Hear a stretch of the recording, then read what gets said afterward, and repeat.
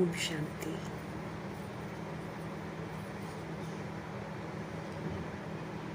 मीठे प्यारे बाबा, भिन्न भिन्न युक्तियाँ बताते हैं ताकि हम निर्विघ्न रहें और इस ज्ञान मार्ग में मंजिल तक पहुंच जाएं। समझ देते हैं कि सिवाय एक बाप की लगन के और सिवाय बाप के कर्तव्य की लगन के हमें कुछ भी और दिखाई न दे।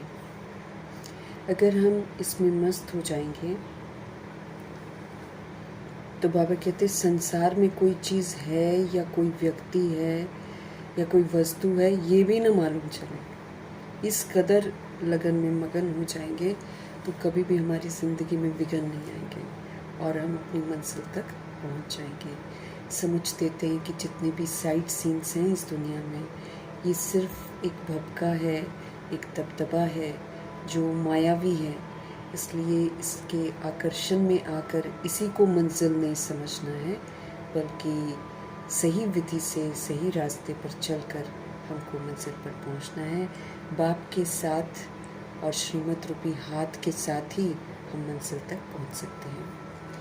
हर तरह से हमको बचाने वाले हम आत्माओं के सच्चे शुभ चिंतक शिव पिता परमात्मा जी का तहे दिल से हम धन्यवाद करेंगे।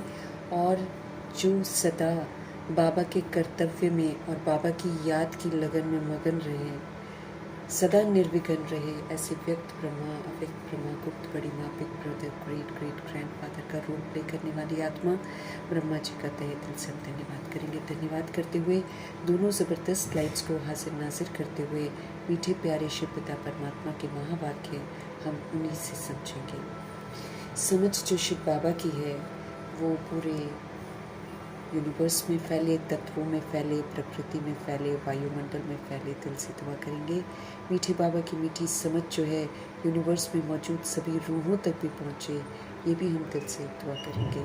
उन रूहों तक पहुँचे जो इस समय आकारी शरीरों में हैं और रोज़ शरीर छोड़ रहे हैं, और उनसे संबंधित जितने भी रिश्तेदार हैं वो रो रहे हैं, बिलख रहे हैं। सभी रूहों तक बाबा की समझ पहुँचे। सब रूहों को प्रभु के साथ बुद्धि का योग लगाकर सुकून मिले। दिल से हम सब दुआ करेंगे मीठे बाबा की मीठी समझ उन रूहों तक पहुँचे जो इस समय वृद्ध शरीरों में हैं। सभी आत्माओं का बुद्धि का योग दैहिक रिश्तों से हट जाए, परमात्मा के साथ लग जाए। दिल से हम सब दुआ करेंगे मीठे बाबा की मीठी समझ जो है उन रूहों तक पहुँचे जो हमारे साथ नकारात्मकता से कनेक्टेड हैं, शिकवे शिकायतों से कनेक्टेड हैं, और फिर उन रूहों तक भी पहुँचे जो हमारे साथ लौकिक में कनेक्टेड है। सभी आत्माओं का बुद्धि का योग हम आत्माओं से हट जाए, परमात्मा के साथ लग जाए। दिल से हम सब दुआ करेंगे मीठे बाबा की मीठी समझ उन रूहों तक पहुँचे जो इस समय गर्भ में प्रवेश कर गई हैं, उन रूहों तक पहुँचे जो हॉस्पिटलों में पीड़ित हैं, घरों में पीड़ित अवस्था में हैं, जो प्राकृतिक आपदाओं के शिकार हैं, जो दैहिक हिंसाओं के शिकार हैं, जो माया के प्रकोप के कारण अलबेली हो गई हैं, जो तंत्र मंत्र के कारण अलबेली हो गई हैं, जो वाम मार्ग में चली गई हैं, जो वाम मार्ग में जाने की तैयारी कर रही हैं, जो कुमार कुमारियों के शरीरों में हैं, जो छोटे शरीरों में विराजमान आत्माएं हैं, सभी आत्माओं तक बाबा की समझ पहुँचे। अपनी संस्था बनाकर खुद गुमराह हैं, औरों को भी गुमराह कर रही हैं, ऐसी रूहों तक प्रभु जी की समझ पहुँचे। भिन्न भिन्न सत्ताओं के प्रति, भिन्न भिन्न वर्गों के प्रति प्रभु जी की समझ पहुँचे। हर आत्मा जो है सत्यता से जुड़े, दिल से हम सब दुआ करेंगे। और भिन्न भिन्न मठ पंथों में जो बटी हुई हैं उन रूहों तक बाबा की समझ पहुँचे। जो वैश्याई गणिकाएँ बन गई हैं उन तक मीठे बाबा की समझ पहुँचे। जो उनसे दैहिक धंधे करवा रहे हैं उन तक बाबा की समझ पहुँचे। यादव कौरव यवन जो बन गई हैं आत्माएं उन तक बाबा की समझ पहुँचे। भूत प्रेत आत्मा जो बन गई हैं उन तक बाबा की समझ पहुँचे। तंत्र मंत्र रिद्धि सिद्धियाँ जो कर रही हैं वो भी अपने स्वधर्म में वापस आ जाएं। दिल से हम सब दुआ करेंगे। और जो दुनिया में मौजूद सारे जेल हैं, काल कोठरियाँ हैं, काले पानी की जो सज़ा भुगत रहे हैं, ऐसी आत्माओं तक बाबा की समझ पहुँचे। आत्माओं का बुद्धि का योग जो है परमपिता परमात्मा के साथ लगे, और जो ऐसी रूहों को कंट्रोल करते हैं, रूल करते हैं। कई निर्दोष भी अंदर हैं। सभी रूहों तक बाबा की समझ पहुँचे। हर आत्मा की प्रीत वहाँ पर रहते हुए भी परमपिता परमात्मा से लग जाए। दिल से हम सब दुआ करेंगे। फिर उन रूहों तक बाबा की समझ पहुँचे जो इस समय बहुत हिंसात्मक बन गए हैं, जानवरों से भी बदतर बन गए हैं, अंग तस्करियाँ कर रहे हैं, ह्यूमन फ्लैश एनिमल फ्लैश खा रहे हैं। सभी रूहों तक बाबा की समझ पहुँचे। जो साहूकारी के नशे में धुत है उन तक बाबा की समझ पहुँचे। जो फिल्म इंडस्ट्री, अंडरवर्ल्ड डॉन्स और गैंगस्टर्स बन गए हैं, मॉडलिंग की दुनिया वाली जितनी आत्माएं हैं, सीरियल्स बनाती हैं, गुमराह कर रही हैं आत्माओं को भक्के दिखाकर, ऐसी रूहों को सद्बुद्धि आए, उनको वैराग आए इस काम विकार से, देह अभिमान से। दिल से हम सब दुआ करेंगे। फिर उन स्थानों तक, उन लोगों तक प्रभु जी की समझ पहुँची जहाँ अभी तक पहुँची नहीं है, और अगर पहुँचती है तो आत्माएं सुनने को तैयार नहीं है। सभी तक बाबा की समझ पहुँचे। और फिर हम आत्माएं अपने लिए भी दुआ करेंगे कि आत्मिक स्थिति में स्थित होकर हम सभी परमपिता परमात्मा के महावाक्यों से समझें और अपने लिए होमवर्क समझकर उसको मन में लाएं। सारा दिन हम बाबा में मगन रहें, सारा दिन बाबा के कर्तव्यों में मगन रहें, अपना भाग्य बना लें। ये हम सब दिल से दुआ करेंगे। और आज अव्यक्त मुरली है। अव्यक्त स्थिति में स्थित होकर हम अव्यक्त बाप दादा के महावाक्य उंगली से समझेंगे, उनको हाजिर नाजिर करके समझेंगे। और देखते हैं आज हमारे अव्यक्त बाप दादा हम आत्माओं का ध्यान किस कमजोरी की तरफ लेकर जा रहे हैं। अव्यक्त बाप दादा बोले,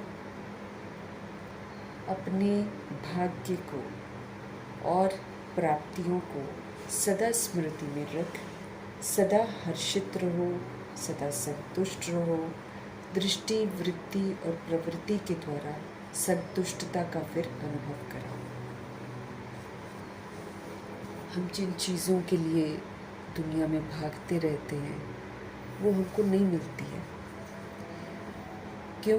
क्योंकि हम रूहें हैं और हम एक्चुअली रूहानियत वाली खुशी ढूंढते हैं, रूहानियत वाले साथी ढूंढते हैं, रूहानियत वाला सुख ढूंढते हैं, रूहानियत वाला आनंद ढूंढते हैं, रूहानियत की समझ ढूंढते हैं।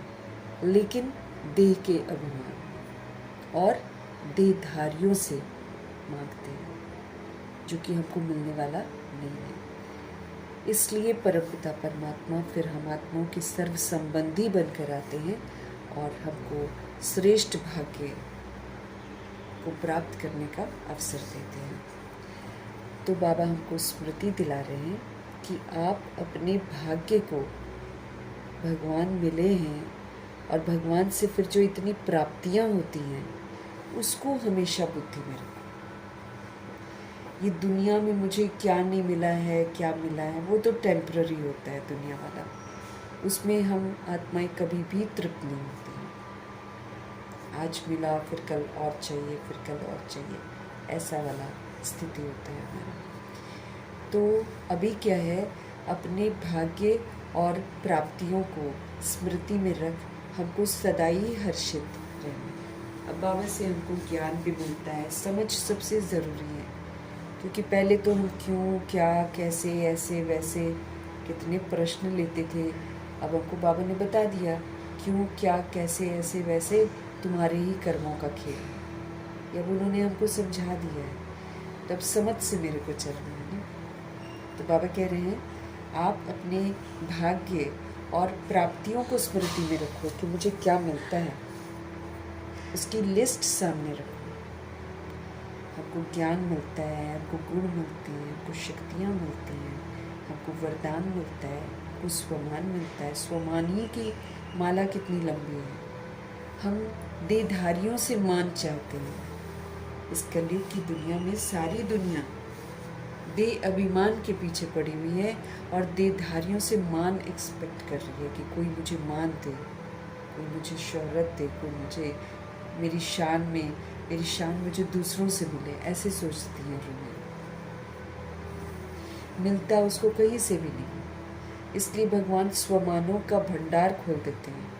अब भगवान बोलते, तुम उस दृष्टि से अपने आप को देखो और दूसरों को देखो जिस दृष्टि से मैं तुम्हें देखता हूँ, क्योंकि मैं तुम्हारी असलियत जानता हूँ। दुनिया वाले तुम्हारी असलियत नहीं जानते हैं, दुनिया वाले देहधारी हैं, वो तुम्हारे वर्तमान का जो पार्ट होगा ना उसको देखकर जज करेंगे, उसको देखकर वकालत करेंगे। लेकिन बाबा तो हमारी रियलिटी को जानते हैं कि हम अनादि आदि सतुगुणी और सतयुगी आत्माएं हैं। हम देवता स्वरूप हैं, हम पूज्य स्वरूप हैं, हम सच्चे ब्राह्मणों का स्वरूप हैं, हम फरिश्ते हैं, हम ज्योति बिंदु हैं, हम परम धाम निवासी हैं, हम ऑलमाइटी गॉड फादर के बच्चे। हमारे जो फादर हैं वो ऑलमाइटी गॉड फादर हैं। तो ये सारे जो हमको बाबा से सब कुछ खुशी मिलती है, बाबा से खुशी का खजाना देते हैं। कहते तुम मेरे साथ रहो, तुम सदा खुश रहोगे। तुम दुनिया के साथ रहोगे, कभी खुश कभी गम, कभी, और वो भी आंतरिक खुशी कभी नहीं होती है। बाहरी खुशी मिलती है, थोड़ी देर के लिए मिलती है, फिर बाबा कहते आधार हिला, खुशी खत्म। तो मिलता हमको दुनिया से कुछ भी नहीं है।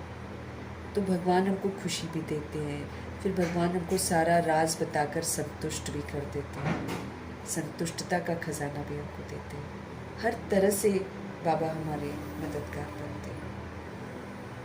तो इसलिए बाबा हमको बोल रहे हैं आप अपने भाग्य को और फिर जो प्राप्तियां आपको होती हैं उसको आप स्मृति में रखो, और फिर आप सदा हर्षित रहो, आप सदा फिर हर्षित रहो और संतुष्ट भी रहो। क्योंकि बाप से मिली हुई जो प्राप्तियां हैं वही आत्मा को संतुष्ट कर सकती हैं, और कुछ नहीं संतुष्ट कर सकते। भगवान ही हम आत्माओं को संतुष्ट कर सकते हैं, भगवान ही हम आत्माओं को हर्षित कर सकते हैं, और कोई नहीं कर सकता। कोई वस्तु, कोई वैभव, कोई व्यक्ति, कुछ भी हमको संतुष्ट नहीं कर सकता, कोई भी हमको खुशी नहीं दे सकता।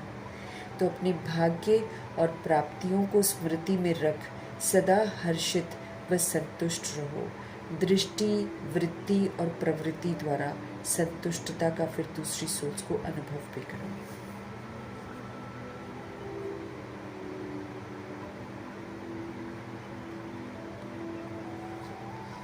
पहले तो आप खुश रहो, आप संतुष्ट रहो। कैसे रहोगे?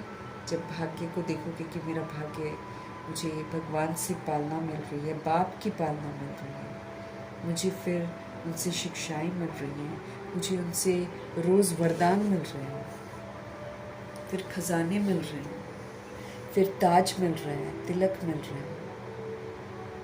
कितने भाग्यशाली हैं हम। तख्त मिल रहे हैं, 21 जन्मों की बादशाही मिल रही है, अति इंद्रिय सुख मिल रहा है, शांति मिल रही है, प्रेम मिल रहा है, आनंद मिल रहा है, शक्तियाँ मिल रही हैं, समझ मिल रही है। क्या नहीं मिल रहा है हमको भगवान से? तो उसको लेकर सदा हर्षित रहो, सदा संतुष्ट रहो, और दृष्टि, वृत्ति और प्रवृत्ति द्वारा फिर आप खुश रहोगे, संतुष्ट रहोगे।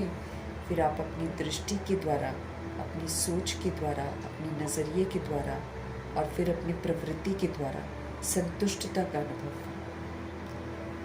गृहस्थ में रह रहे हैं, कैसे रह रहे हैं, लौकिक प्रवृत्ति, अलौकिक प्रवृत्ति, सब में एकदम संतुष्ट, सब में हर्षित, ऐसे रहकर फिर दूसरी सोच को अनुभव करो। क्योंकि जब हम बाबा की श्रीमत पर चलकर ऐसा भाग्यशाली अनुभव करेंगे, जब हम अंदर से हर्षित रहेंगे, संतुष्ट रहेंगे, तो वो हमारी दृष्टि से दिखाई देगा, वो हमारी वृत्ति से दिखाई देगा, वो हमारी जो लौकिक और अलौकिक प्रवृत्ति है उसमें हम कैसे बिहेव करते हैं उससे दिखाई देगा। तो बाबा कहते हैं सबको संतुष्टता का अनुभव करो, अपनी दृष्टि से भी, वृत्ति से भी। अगर हम संतुष्ट होंगे, अगर हमारी खामखा की भाग दौड़ जो है वो ख़त्म हो जाएगी, तो वो हमारी दृष्टि से ज़रूर दिखाई देगी, हमारी वृत्ति से भी दिखाई देगी। आज बाप दादा सभी बच्चों को देख खुश हो रहे। हर एक बच्चा परमात्म प्यार द्वारा पहुंच गया, आज बाप दादा सभी बच्चों को देखकर खुश हो रहे हैं। हर एक बच्चा परमात्म प्यार द्वारा पहुंच गए हैं। तो आज बाप दादा हर एक बच्चे के मस्तक में भाग्य की रेखाएं देख रहे हैं। बाबा को दिखाई दे रही हैं भाग्य की रेखाएं, लेकिन बाबा कहते बच्चे नहीं देखते हैं, रियलाइज ही नहीं करते हैं कि हमको भगवान मिला है, हमको सच्चा शुभ चिंतक मिला है। इनके सिवाय हमारा कोई है नहीं। सहारा देने वाला भी यही है, और कोई सहारा भी नहीं दे सकता, क्योंकि सब लिमिटेड है, सब विनाशी शरीर है ना। तो कौन किसका सहारे दाता बनेगा? तो मतलब रूह का एकमात्र साथी शिव बाबा है। तो बाबा कह रहे हैं कि बाप दादा तो हर एक बच्चे के मस्तक में भाग्य की रेखाएं देख रहे हैं। ऐसा भाग्य और इतना बड़ा भाग्य सारे कल्प में किसी को भी प्राप्त नहीं है।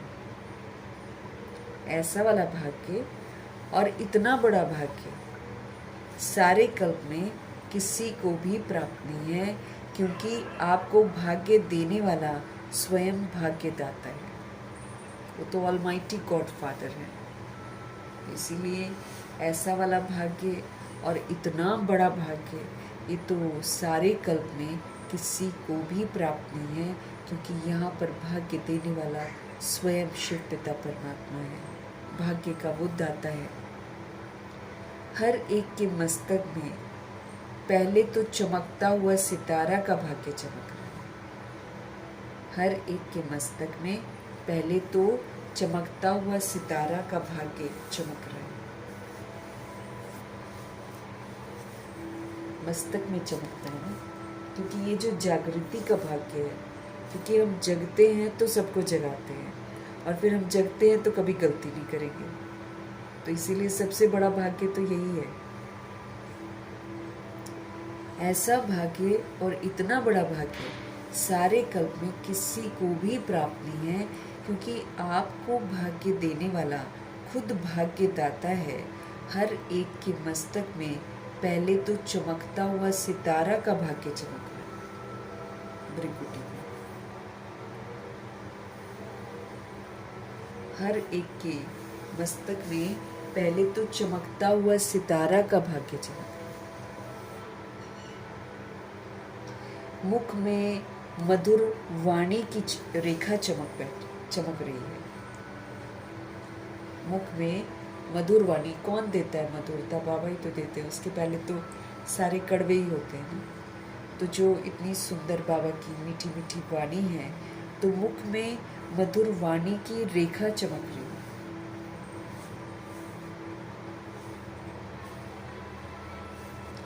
होठों पर मधुर मुस्कान की रेखा चमक रही है। होठों पर वो जो रूहानियत की मधुर मुस्कान है, उसकी रेखा चमक रही है।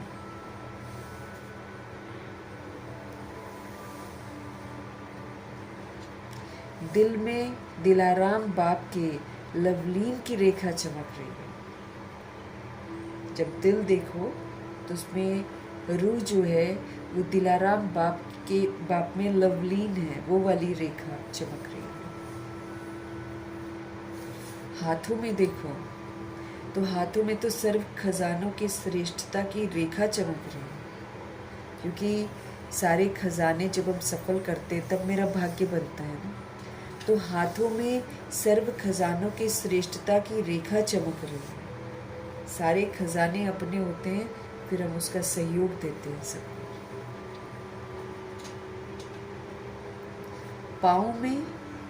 पाँव में हर कदम में पदम की रेखा चमक रही है। पाँव में देखो तो बाबा कहते हैं हर कदम में पदम की रेखा चमक रही है। अभी सोचो, बाबा कह रहे अब सोचो, ऐसा भाग्य और किसका कभी हुआ है क्या?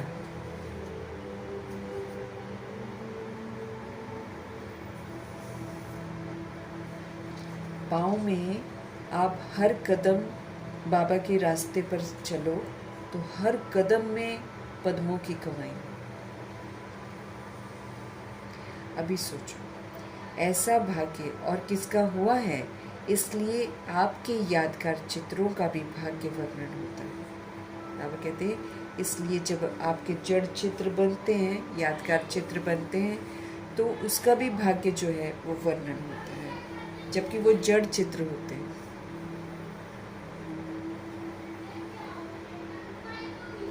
और ये भाग्य स्वयं भाग्य विधाता ने हर एक बच्चे का बनाया है। ये वाला जो भाग्य है ये खुद भाग्य विधाता ने हर एक बच्चे का बनाया है। ऐसा वाला भाग्य मस्तक से शुरू होता है। मस्तक में जागृति, तो ये मस्तक जो है चमकता हुआ सितारा है। ये चमकते हुए सितारे का भाग्य चमक रहा है। मुख है, मुख में मधुर वाणी की रेखा चमक रही है। होठों पर मधुर मुस्कान की रेखा चमक रही है, क्योंकि खुश रहना है। खुश रहना भी तो बहुत बड़ी सेवा है, मुस्कुराना भी तो बहुत बड़ी सेवा है। बाबा कहते हैं दिल देखो तो दिल में दिलाराम बाप है, उसमें रूह लवलीन है, तो ये भी रेखा चमक रही है। फिर हाथों में बाबा से सारे खजाने प्राप्त किए हैं। फिर हाथ कैसे बन गए, देने वाले बन गए। तो इसमें हाथों में सर्व खजानों की श्रेष्ठता की रेखा चमक रही है। पाँव देखो तो हर कदम उठाओ तो हर कदम में पदम की रेखा चमक रही है। अभी सोचो, ऐसा वाला भाग्य और किसी का हुआ है क्या? बाबा कहते किसी को मिलता है कभी ऐसा वाला भाग्य?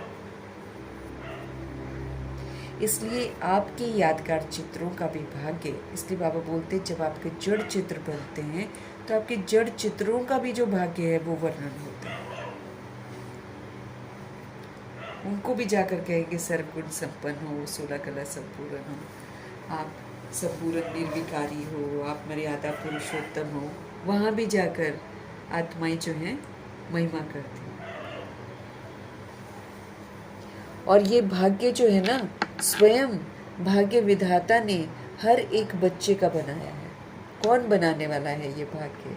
स्वयं शिव पिता परमात्मा। तो कितना ना ऊंचा भाग्य है जिसको कोई छीन नहीं सकता है, कभी भी छीन नहीं सकता। बाप दादा हर बच्चे का भाग्य देख, हर बच्चे को मुबारक दे रहे, सबका भाग्य देख रहे हैं और सबको मुबारक दे रहे। वाह बच्चे वाह। और ये भाग्य इस संगम पर ही मिलता है, फिर कभी मिलता भी नहीं है। अगर हम सोचे ना फिर कभी हम कर लेंगे, तो फिर कभी मिलता भी नहीं है ये भाग्य।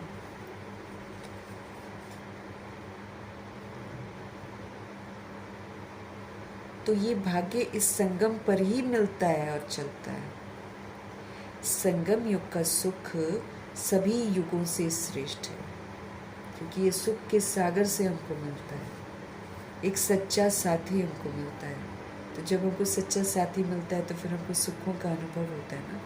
तो ये जो संगम युग का सुख है जो हमको भगवान से मिलता है, ये सारे युगों के सुखों से श्रेष्ठ है।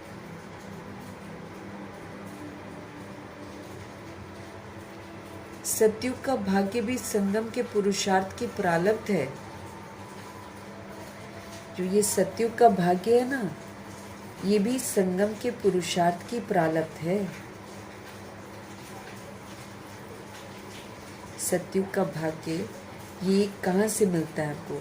अभी जब हम संगम में पुरुषार्थ करते ना, उसकी प्रारब्ध है। इसलिए संगम युग की प्राप्ति सतयुग की प्रारब्ध से भी ज्यादा है। बाबा कहते हैं जो सतयुग में तुमको भाग्य मिलेगा वो भी संगम के पुरुषार्थ की ही तो प्रारब्ध है। इसलिए संगम युग की प्राप्ति सतयुग की प्रारब्ध से भी ज्यादा है।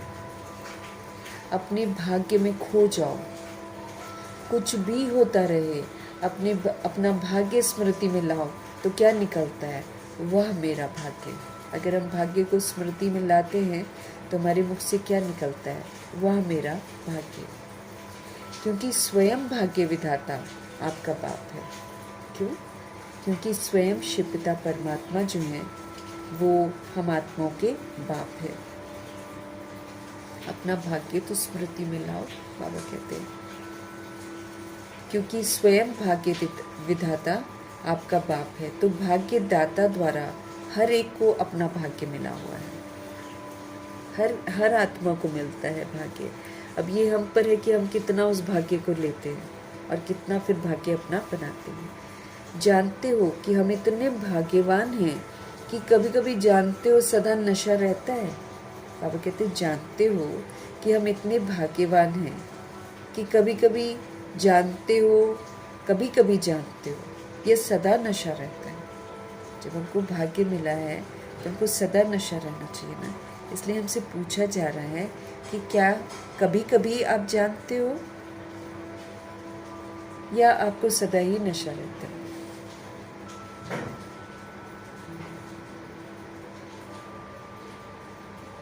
दुनिया वाले वो तो देखकर पूछते हैं कि आपको क्या मिला है।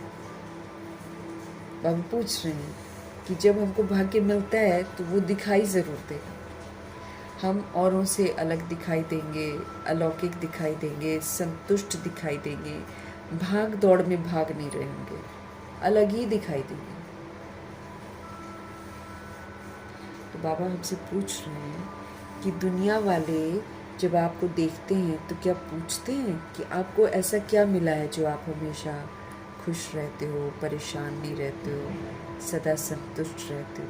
बाबा बोलते हैं कभी कभी, मतलब आपको कभी कभी नशा रहता है या आपको सदा नशा रहता है कि स्वयं भाग्य विधाता भगवान हमको इतना भाग्यवान बना रहे हैं।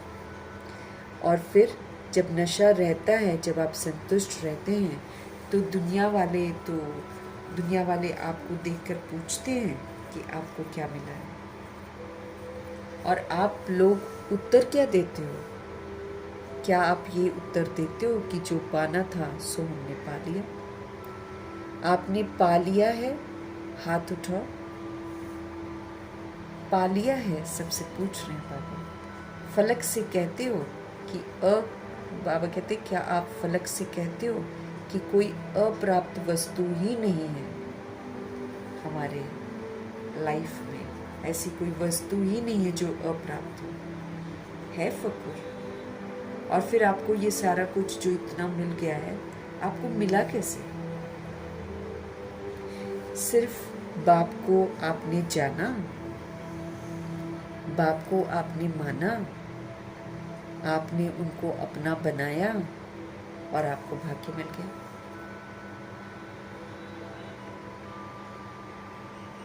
आपने क्या किया? बाबा कहते आपने बाबा को जाना, आपने फिर उनको अपना बनाया तो आपको भाग्य मिल गया। इस भाग्य को जितना हम स्मृति में लाते रहेंगे उतना हम खुश रहेंगे। जो भगवान से मिला हुआ भाग्य है, इसको हम जितना ग्रैटिट्यूड दिखाएंगे और जितना इसको स्मृति में लाते रहेंगे उतना हम सभी आत्माएं हमेशा खुश रहेंगे।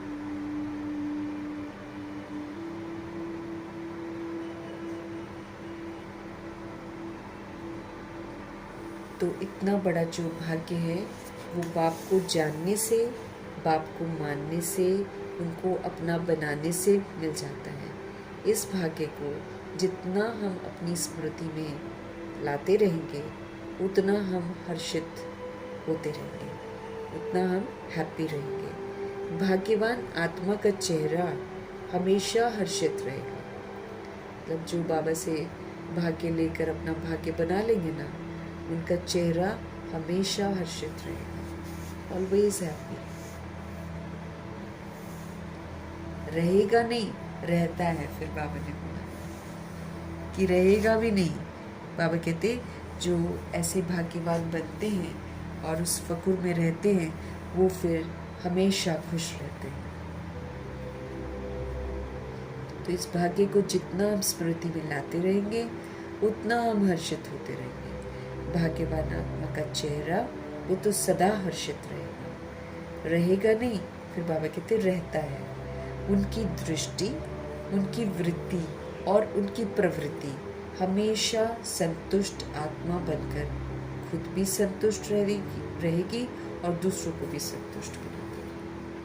जो सोल भाग्यवान बन जाती है, जो सोल बाबा के साथ रहती है, उनकी श्रीमत पर चलकर सदा सदा खुश रहती है, उनकी दृष्टि, उनकी वृत्ति और उनकी प्रवृत्ति सदा संतुष्ट आत्मा बनकर स्वयं भी संतुष्ट रहेगी और फिर दूसरों को भी संतुष्ट करेगी। दृष्टि में संतुष्टता दिखाई देगी। वो फिक्र, वो भाग दौड़, वो हो गई ही नहीं उनके दृष्टि वृत्ति में।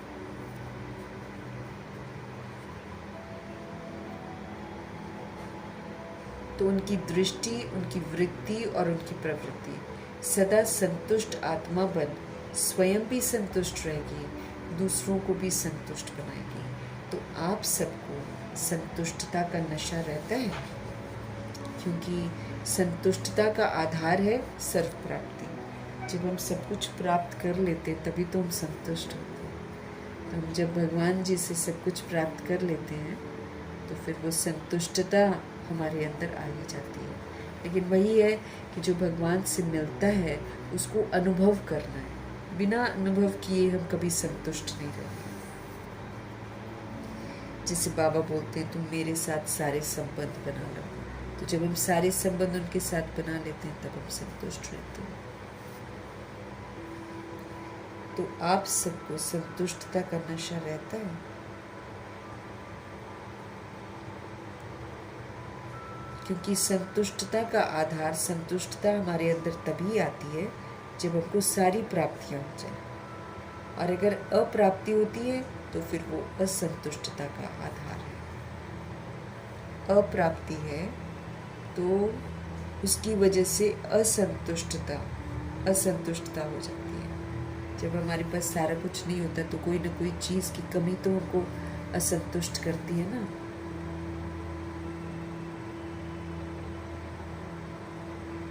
तो आप क्या अनुभव करते हैं? अप्राप्त कोई वस्तु है कि आपको सर्व प्राप्ति है? प्राप्ति का नशा रहता है आपको? है सदा है या कभी कभी नशा रहता है? वैसे तो यही कहते हो कि हमने पा लिया जो पाना था। तो जहाँ सारी प्राप्तियां हैं वहाँ बाबा कहते असंतुष्टता का तो नाम होना नहीं चाहिए। तो बाप दादा, आज देश विदेश कितने देशों से सभी बच्चे आके इकट्ठे हुए हैं, लेकिन सबसे दूर से आने वाला कौन? क्या अमेरिका वाले दूर से आए हैं? अमेरिका वाले दूर से आए हैं ना। और बाप फिर कहाँ से आए? अमेरिका तो इसी लोक में है, लेकिन बाप दादा कहाँ से आए हैं? परम धाम से। और ब्रह्मा बाप कहाँ से आए हैं? सूक्ष्म वतन से। दोनों ही धाम इस चांद सितारों से कितना पार है।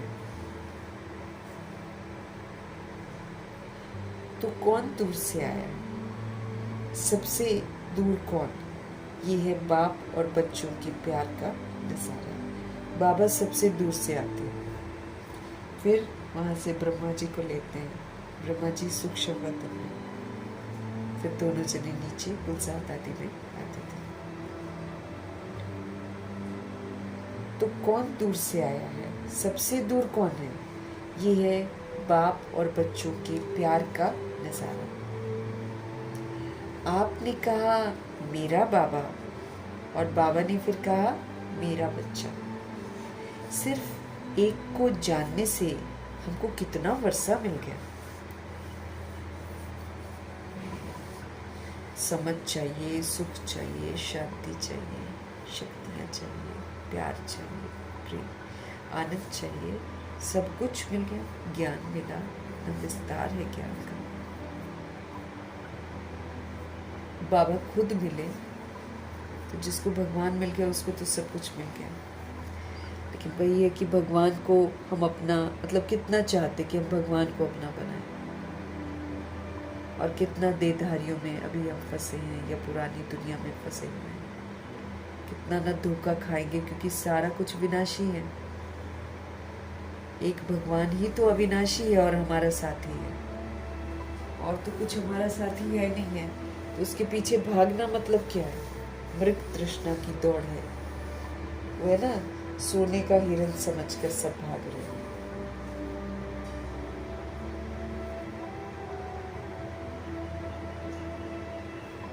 हम ये कर ले, वो कर ले, ये प्राप्ति कर ले, वो प्राप्ति कर ले, इसके पीछे दुनिया भाग रही है।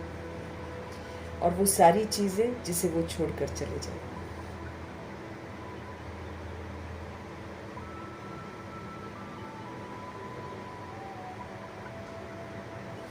तो ब्रह्मा बाप भी सूक्ष्म वतन से आए और शिव बाबा परम धाम से। सबसे दूर कौन? ये है बाप और बच्चों के प्यार का नजारा। आपने कहा मेरा बाबा और बाबा ने कहा मेरा बच्चा। सिर्फ एक को जानने से हमको कितना वर्षा मिल गया। यहाँ हम कितनों को जानते हैं, कुछ मिलता है किसी से? खुशियाँ ढूंढते हैं वो नहीं मिलती, सुख ढूंढते हैं वो नहीं मिलता, मीठे बोल ढूंढते हैं वो भी नहीं मिलता, साथ सदा मिले जरूरत के समय मिले वो नहीं मिलता।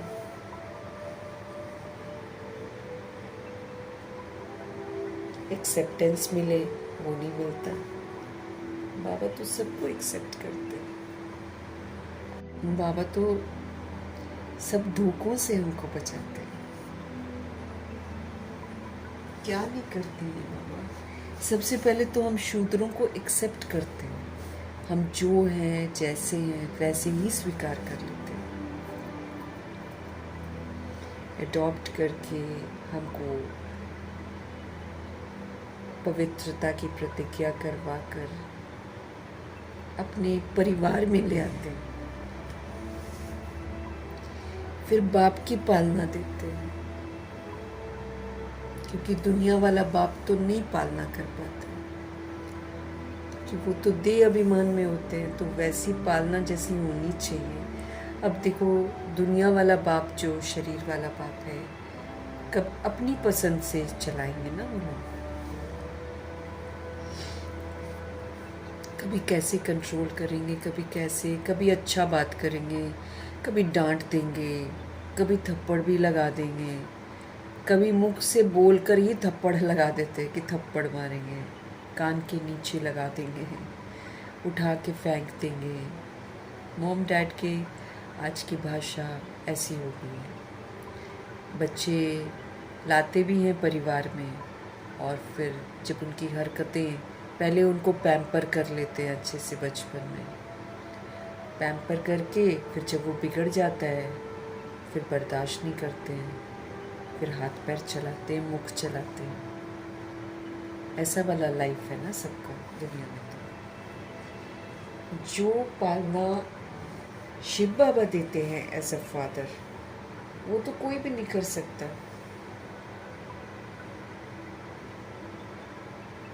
वो तो उनको सिखा रहे हैं कि कैसे रोल प्ले करने चाहिए। हर रोल प्ले करके बाबा सिखा रहे हैं कैसा फादर होना चाहिए, कैसे मदर होनी चाहिए, और कैसा दोस्त होना चाहिए, कैसे रिश्ते होने चाहिए, कैसा साजन होना चाहिए, कैसे बच्चे होने चाहिए। हर चीज़ बाबा करके सिखा रहे हैं।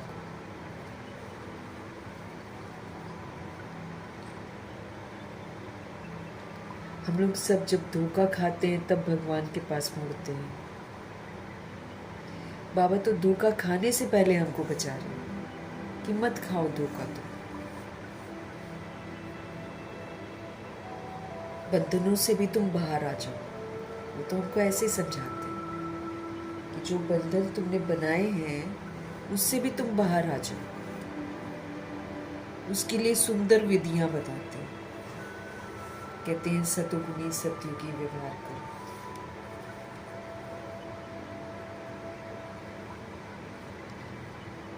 बाबा कहते हैं, आपने कहा मेरा बाबा और बाप ने कहा मेरा बच्चा। सिर्फ एक को जानने से ही हमको कितना वर्षा मिल गया। सर्व संबंधों का वर्षा, सुख शांति पवित्रता प्रेम आनंद सुख सारा सत्यता दिव्यता का वर्षा। एक को जानने से 10 लोगों के पास जाने की हमको ज़रूरत नहीं है कि उससे हमको ये मिल जाए, उससे हमको ये मिल जाए।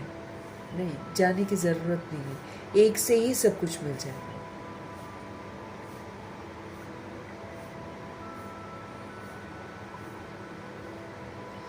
दुनिया वाले सुख के लिए शांति के लिए ढूंढ रहे हैं, कहाँ शांति मिलेगी, कहाँ सुख मिलेगा, कहाँ हमको खुशियाँ मिलेंगी। उसके लिए घूमने जाना, पार्टियाँ करना और ये त्योहार मनाना, बर्थडेज मनाना, एनिवर्सरीज मनाना, खुशियाँ ढूंढ रहे हैं लोग, मिलती नहीं है।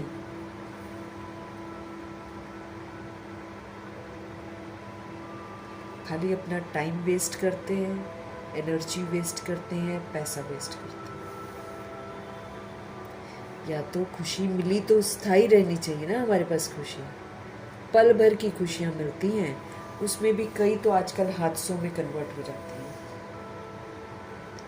खुशियों के लिए जाता है ना इंसान घूमने के लिए, कि थोड़े दिन के लिए हमको शांति मिले, खुशियाँ मिले, इसके लिए जाते हैं लोग। तो कई तो यात्राएं ही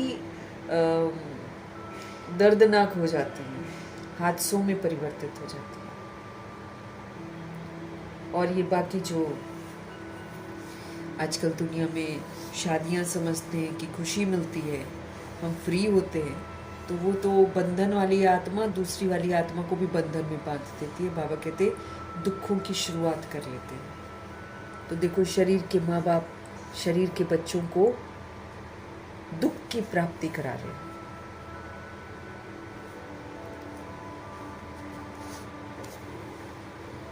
बाबा कह रहे हैं ना, विकारी हथियाला मतलब दुख खरीदना।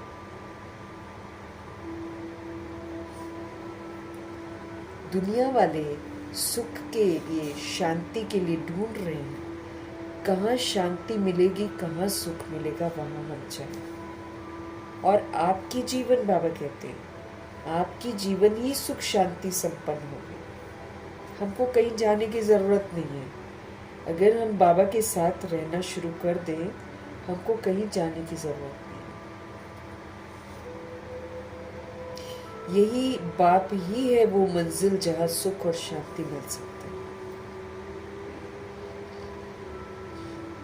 हमको इधर उधर पैसा खर्च करके खुशियां ढूंढने की जरूरत नहीं है, सुख और शांति ढूंढने की जरूरत नहीं, किसी व्यक्ति को आधार बनाने की जरूरत नहीं है। कई लोग जाते हैं ना, गुरुओं के पास जाते हैं ताकि हमको सुख मिले, शांति कोई दे सकता है कि खुद ही वो लोग दुखी और अशांत है, तो किसी और को क्या सुख और शांति देंगे।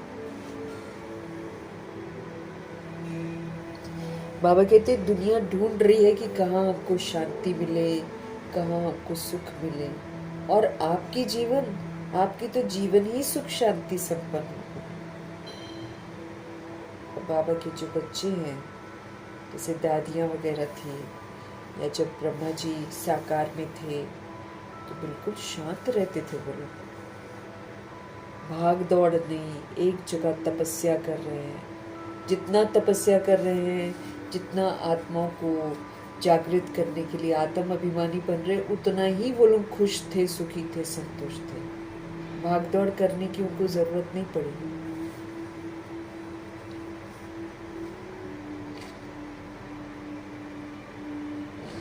बाप दादा से पूछते हो ना कि बाप दादा क्या चाहते हैं। अक्सर बोलते हैं ना, जब बाबा मिलने के लिए आते थे ना, बाबा आप क्या चाहते हो, आप क्या चाहते हो, ऐसे बोलते हैं। जबकि मुरली में बता रहे हैं भगवान जी कि वो क्या चाहते हैं। तो बाबा जी बोल रहे हैं कि बाप दादा से पूछते हो ना कि बाप दादा क्या चाहते हैं, तो बाप दादा हर बच्चे से यही चाहते हैं कि हर एक बच्चा हमेशा स्वराज्य अधिकारी बन के रहे, हमेशा।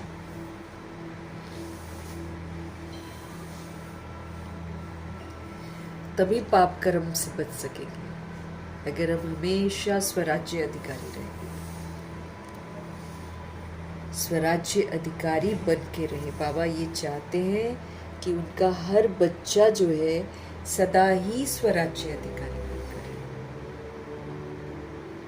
स्वराज्य अधिकारी मतलब अकाल तख्त पर विराजमान रहे, मतलब अपना जो भ्रिकुटी की जो सीट है उस पर आत्मा हमेशा जागरूक रहे। तो जब हम आत्माएं अकाल तख्त पर विराजमान हो जाती हैं तब ये कर्म इंद्रियां मनमानी नहीं कर सकती हैं, मन बुद्धि संस्कार भी मनमानी नहीं करें। स्वराज्य अधिकारी आत्मा का कनेक्शन शिव बाबा से हो जाता है।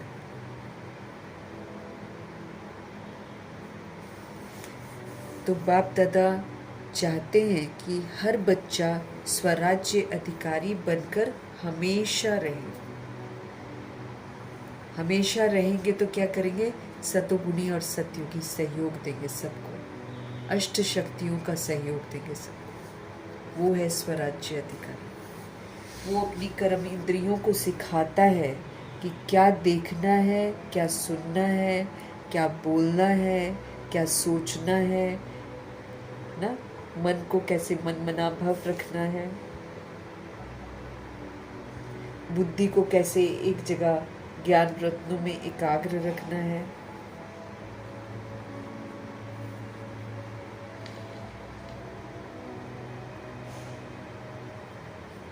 तो बाप दादा हर बच्चे से यही चाहते हैं कि हर एक बच्चा हमेशा स्वराज्य अधिकारी बन के रहे, कभी कभी नहीं, क्योंकि अभी के स्वराज्य अधिकार का वरदान बाप ने इस संगम युग के लिए पूरा दिया है।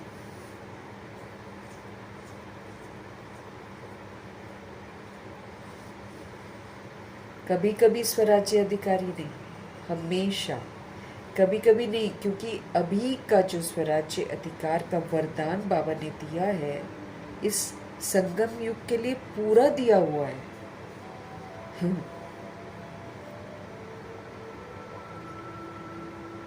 जब से हम बाबा के पास आए हैं तब से जब तक संगम युग चलेगा तब तक बाबा ने हमको स्वराज्य का अधिकार दिया हुआ है कि अपने पर राज्य करो, आप दूसरों पर राज्य करना बंद करो। हम रावण के राज्य में दूसरों पर राज्य करना शुरू कर दिया था। हम खुद वो नहीं करते थे लेकिन दूसरों को बोलते थे करो।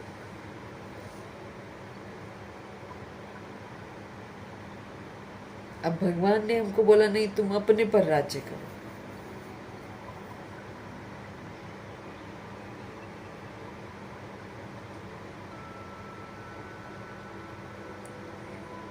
कभी कभी नहीं, क्योंकि अभी के स्वराज्य अधिकार का वरदान बाप ने इस संगम युग के लिए हमको पूरा ही दिया हुआ है। थोड़ा नहीं, कभी कभी वाला नहीं, सदा। हाँ। अपने ऊपर हम राज्य करेंगे ना तो हम अपनी कर्म इंद्रियों से सतोगुणी व्यवहार करेंगे, दुनिया चाहे कैसा भी व्यवहार करे, तब कहेंगे स्वराज्य अधिकारी। सतयुगी सहयोग देंगे, कर्मयोगी फरिश्ता बनकर पाठ बजाएंगे, सारी पावर्स को यूज करेंगे, संकल्प शक्ति को यूज करेंगे, एकदम एक्यूरेसी से करेंगे, मन को एकदम प्रभु में लगा देंगे, बुद्धि में ज्ञान रत्नों को फीड करेंगे।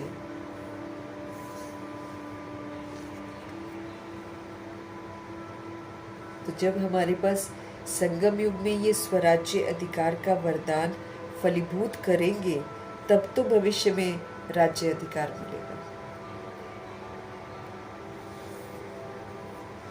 क्योंकि अभी के स्वराज्य अधिकार का वरदान बाप ने इस संगम युग के लिए पूरा ही दिया है, थोड़ा नहीं, कभी कभी वाला नहीं, हमेशा। तो सोचो, सदा के लिए स्वराज्य अधिकारी बनकर रहते हो, तो सोचो क्या आप हमेशा के लिए स्वराज्य अधिकारी बनकर रहते हो? हमको चेक करना है, कहीं हम दूसरे के अधीन तो नहीं हो जाते हैं, कहीं कोई हमारी खुशियाँ तो नहीं छीन लेता है, कहीं कोई हमको डिस्टर्ब तो नहीं कर देता है, कहीं मेरी फीलिंग्स दूसरे के लिए बदल तो नहीं जाती है। स्वराज्य अधिकारी अपनी कर्म इंद्रियों को सिखाएगा कि क्या सोचना है, क्या बोलना है, क्या करना है, क्या सुनना है, क्या सोचना है।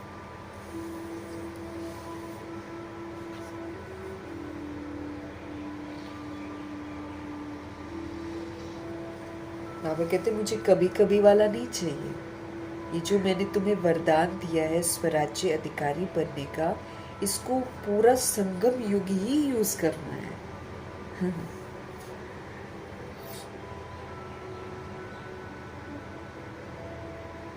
थोड़ा नहीं, कभी कभी वाला नहीं, हमेशा।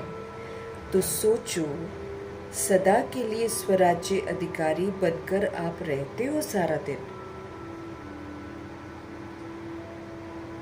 ब्लेम गेम तो छोड़ देना है, क्योंकि इससे पहले तो हम लोग ब्लेम गेम खेलते थे कि मेरे को गुस्सा आया उसकी वजह से आया, बात ही वैसी थी।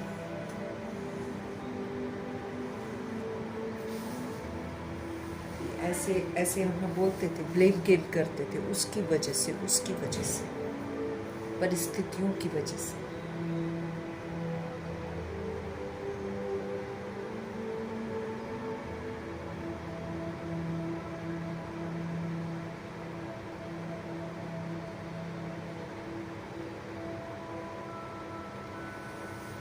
बाबा कह रहे हैं,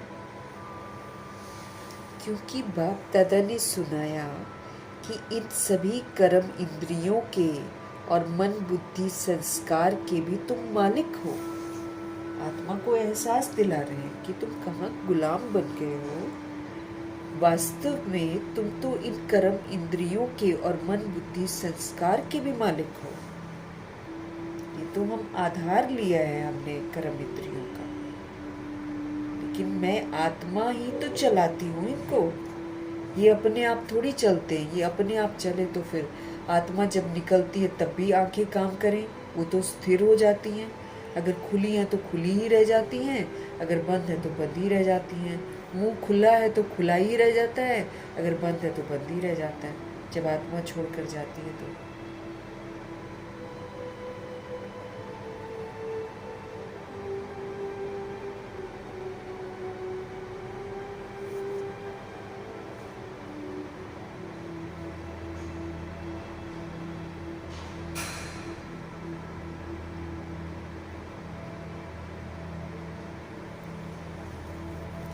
क्योंकि बाप दादा ने सुनाया कि इन सभी कर्म इंद्रियों के और मन बुद्धि संस्कार के भी आप मालिक हो। सबके लिए मेरा शब्द बोलते हो, मेरी आंखें, मेरे कान, मेरा मुख, मेरा शरीर, मेरा मन, मेरी बुद्धि, मेरे संस्कार। तो तुम तो मालिक हो गए ना। सबके लिए तुम मेरा शब्द बोलते हो, मैं नहीं बोलते हो, मेरा बोलते हो। मैं बुद्धि, मैं मन, ऐसे थोड़ी बोलते हो, मेरा बुद्धि, मेरा मन। तो मन बुद्धि संस्कार मेरा है, तो मेरे के ऊपर तो सदा अधिकार रहता है। ऐसे मन बुद्धि संस्कार के ऊपर पूरा ही अधिकारी हो, उसको कहा जाता है स्वराज्यधारी।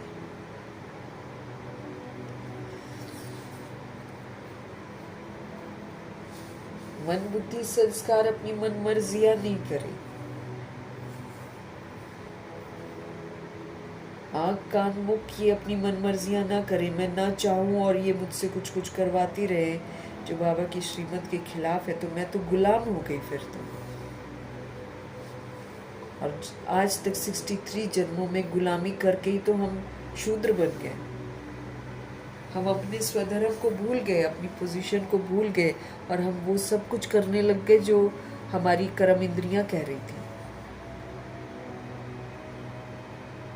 उस चक्कर में तो हम पूरा ही बिगड़ गए। लेकिन प्रभु जी कह रहे हैं तो मन बुद्धि संस्कार मेरा है, तो मेरे के ऊपर सदा अधिकार रहता है। ऐसे मन बुद्धि संस्कार के ऊपर ही अधिकारी हो, पूरा ही अधिकारी हो, इसी को तो कहा जाता है स्वराज्यधारी। अब मेरे में काबिलियत होनी चाहिए कि मैं आत्मा अपने मन बुद्धि संस्कार को और अपनी कर्म इंद्रियों से वो कार्य कराऊं कंट्रोलिंग और रूलिंग पावर से जो श्रीमत कहती है। श्रीमत की लगाम से सबको हैंडल करूं मैं।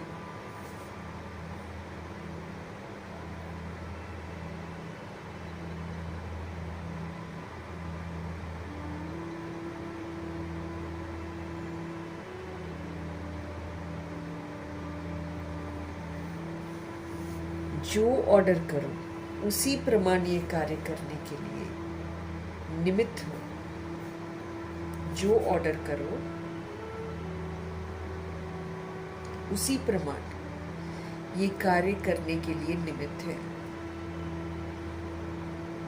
कायदे से ऐसा होना चाहिए कि हम ऑर्डर करें और ये मन बुद्धि संस्कार ऑर्डर पर चले। मन को जीतना है ना, मन से खाली शुद्ध संकल्प ही करने हैं, ये मन को ऑर्डर कर देना है। तो जो ऑर्डर करो उसी प्रमाण ये कर्म, ये मन बुद्धि संस्कार, ये आंख, ये कान, ये सारे कार्य करें।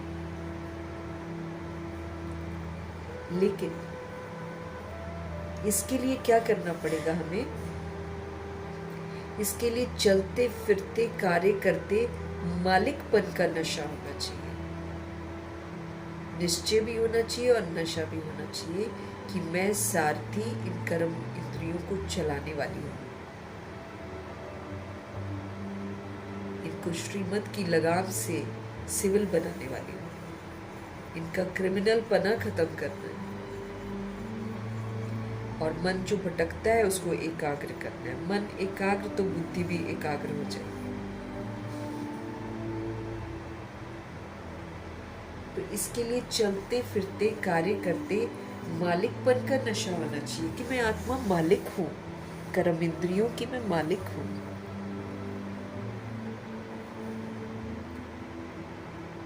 हमें निश्चय हो, हमें नशा हो। अब तो आत्माओं को मनसा द्वारा भी सेवा देने का समय है।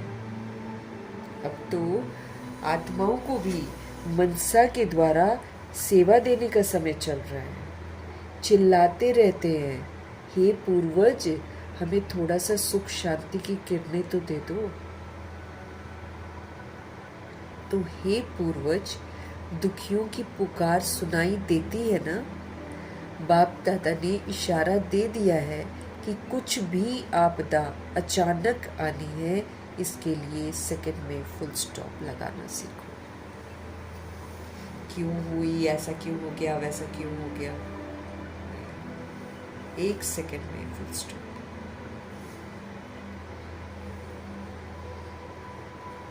कुछ भी आपदा अचानक आनी है। लड़ाइयाँ भी अचानक शुरू होगी, प्राकृतिक आपदाएं भी अचानक शुरू होगी, इसलिए हमको अलबेला नहीं बनना है। कई लोग अलबेले हो जाते हैं, अरे ऐसा होता रहता है, कुछ नहीं होगा, कुछ नहीं होगा। कैसे नहीं, बड़ा विकराल रूप धारण करेगा और अचानक करेगा। तो इसके लिए सेकंड में फुल स्टॉप। वो प्रैक्टिस भी कर रहे हो, क्योंकि उस समय पुरुषार्थ का समय नहीं होगा। जो करना है प्रैक्टिस, फुल स्टॉप लगाने की प्रैक्टिस करनी है, सारी अभी ही करनी है हमको। उस समय हम पुरुषार्थ नहीं कर पाएंगे। तैयारी तो पहले से ही करनी है ना, नहीं तो प्रश्नों में गिर जाएंगे। क्यों, क्या, कैसे के प्रश्नों में गिर जाएंगे। तो बाप दादा ने इशारा दे दिया है कि कुछ भी आपदा अचानक आनी है, इसके लिए सेकंड में फुल स्टॉप। वो प्रैक्टिस भी कर रहे हो, क्योंकि उस समय पुरुषार्थ का समय नहीं होगा। अभ्यास करें, लगाओ फुल स्टॉप, और हो जाए आश्चर्य की मात्रा। इसलिए पुरुषार्थ का समय अभी मिला हुआ है। वही तो, न क्वेश्चंस, न एक्सक्लेमेटरी मार्क, न कोटेशन, न रिएक्शन, न रिजेक्शन, न दुख लेना न दुख देना।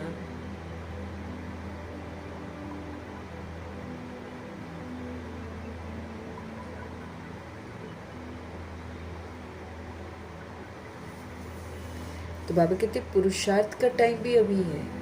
फुल स्टॉप लगाने का अभ्यास करो। कुछ भी बात हो जाए, फुल स्टॉप।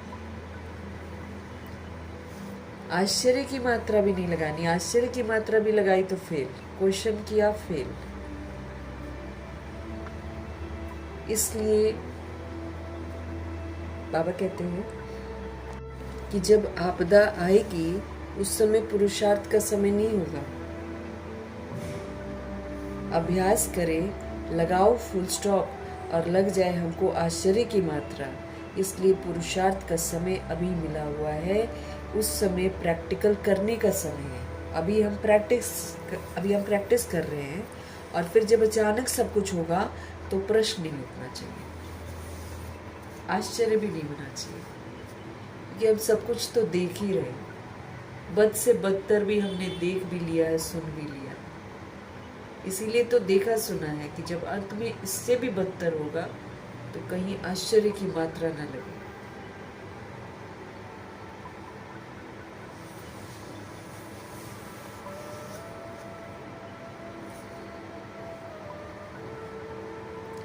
उस समय तो बाबा कहते हैं आपको प्रैक्टिकल करने का समय होगा। तो अभी से इस अभ्यास को कर भी रहे हैं। बाप दादा रिजल्ट देखते हैं, अटेंशन में है, कर भी रहे हैं, लेकिन और भी अटेंशन को अब अंडरलाइन करो। देखो पुरुषार्थ कितना सहज है। मैं भी बिंदी, लगाना भी बिंदी है, बस अटेंशन देना जरूरी है।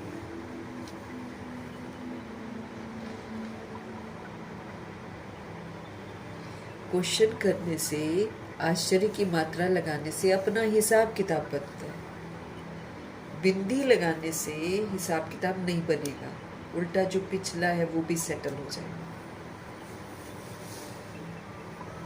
क्योंकि हिसाब किताब से परिस्थितियां आ रही हैं, हिसाब किताब से सब कुछ होगा।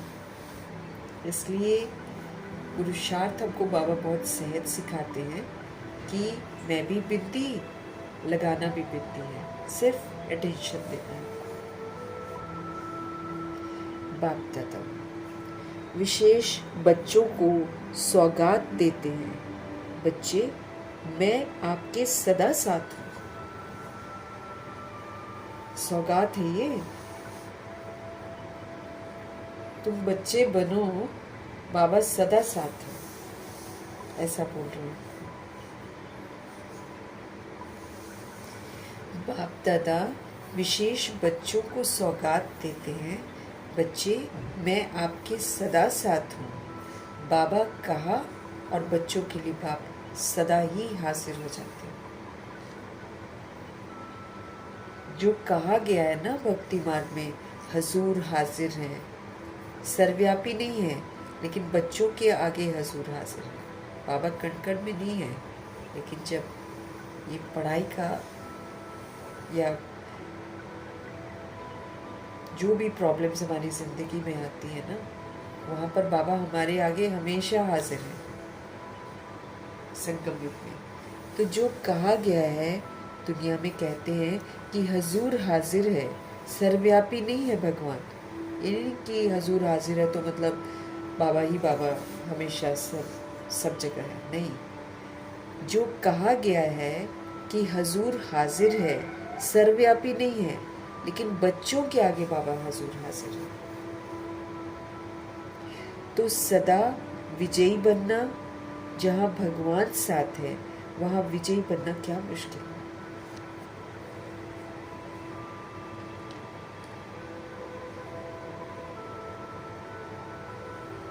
तो सदा विजयी बनना, जहाँ भगवान साथ है वहाँ विजयी बनना क्या मुश्किल है।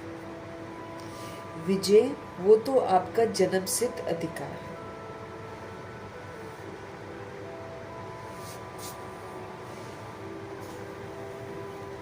विजय आपका जन्मसिद्ध अधिकार है। सिर्फ अगर मेरा बाबा कहा तो विजयी है ही, इसलिए सदा विजयी बनना जो याद में रहता है उसके लिए अति सहज है। बाबा कहते हैं विजय आपका जन्मसिद्ध अधिकार है, तो सदा विजयी बनना। जहाँ भगवान जी हमारे साथ हैं वहाँ विजयी बनना क्या मुश्किल है। देखो सौगात दी है बाबा ने उनको कि बच्चे मैं आपके सदा साथ हूँ, और क्या चाहिए, है ना। तो सदा विजयी बनना, जहाँ भगवान साथ है वहाँ विजयी बनना क्या मुश्किल है। विजय तो आपका जन्मसिद्ध अधिकार है। सिर्फ मेरा बाबा कहा ना तो विजयी है ही, इसलिए सदा विजयी बनना जो याद में रहता उसके लिए अति सहज है। जो बाबा की याद में रहता है ना उसके लिए तो सब कुछ अति सहज है, मुश्किल नहीं है।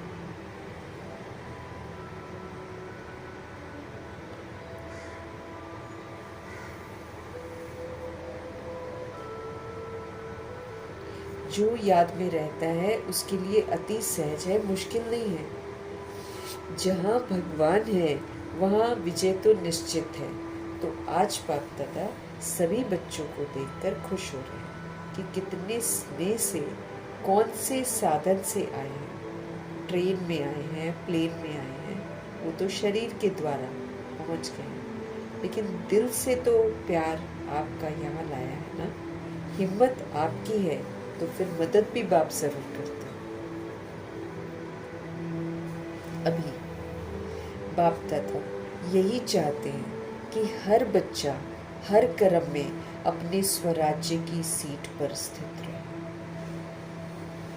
मालिक बनकर के चलाओ शरीर को, बाबा कहते हैं अपने स्वराज्य की सीट पर स्थित रहो। अकाल तख्त पर विराजमान रहो। मालिक बनकर फिर कर्म इंद्रियों को चलाओ। मन बुद्धि संस्कार को कंट्रोलिंग पावर से, रूलिंग पावर से चलाओ। ये कभी भी अपनी मनमानी न करे। हम इनके द्वारा हर कार्य श्रीमत प्रमाण करवाएं।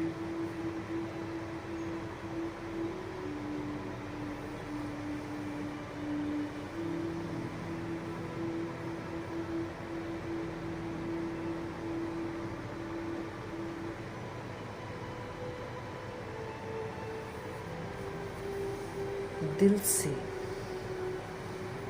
तो प्यार आपका यहाँ लाया है ना। वो तो शरीर से आते हो, बाबा कहते ट्रेन से आते हो, प्लेन से आते हो, लेकिन दिल का प्यार है जो लेकर जाता है मधुबन बाबा की सभा में। हिम्मत आपकी है, फिर मदद हमारे शिव बाबा जरूर करते हैं। अब हमारे बाप दादा यही चाहते हैं कि हम हर कर्म में अपने स्वराज्य की सीट पर सदा स्थित रहें, नीचे न उतरे।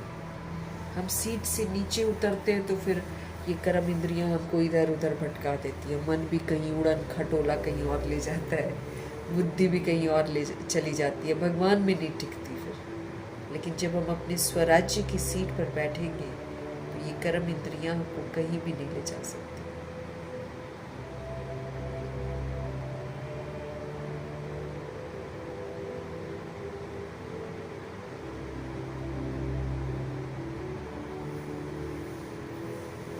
आज पहली बारी कौन आए हैं वो हाथ उठाओ, खड़े हो जाओ। बहुत है, अच्छा। जैसे पहली बारी आए हो वैसे पहला नंबर भी जाना है ना। बाबा का वरदान है कि जो हिम्मत रखेगा उसको बाप की मदद भी मिलेगी, और हिम्मत से जितना भी हम आगे बढ़ना चाहेंगे ना वो भी चांस है, क्योंकि टू लेट का बोर्ड नहीं लगा है।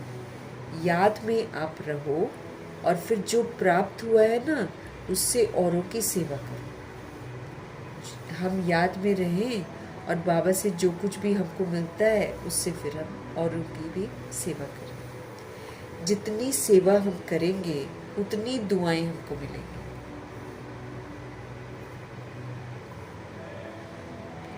और वो दुआएं जो हैं आपको आगे बढ़ाती रहेंगी। जितनी सेवा आप करेंगे उतनी ब्लेसिंग्स आपको मिलेगी और फिर वो दुआएं जो है ना वो आपको आगे बढ़ाती रहेंगी। संदेश आप देते जाओ। बाकी हर एक की तकदीर है अपनी अपनी। संदेश आप सबको देते जाओ बाबा कहते हैं।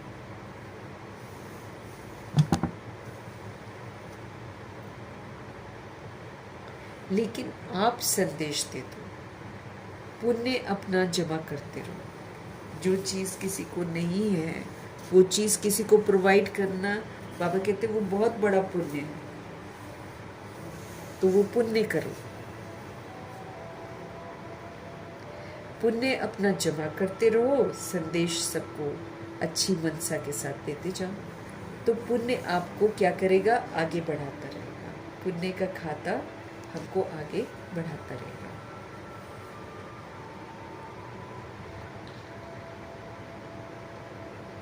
हिम्मत रखो, बाबा मदद ज़रूर देंगे। और फिर बाबा कहते चांस है अभी भी आगे जाने का। याद में रहो और जो प्राप्त हुआ है उससे फिर दूसरों की सेवा करो।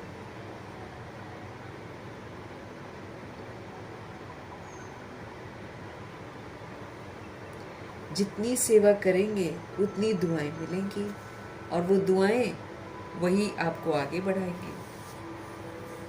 संदेश देते जाओ। बाकी बाबा कहते हैं हर एक की अपनी तकदीर, कितना वो करेंगे वो उनकी तकदीर, लेकिन आप संदेश दे दो। ये पुण्य का काम जरूर करो। भगवान के साथ जोड़ने का संदेश किसी को देना सबसे बड़ा पुण्य है बाबा कहते हैं।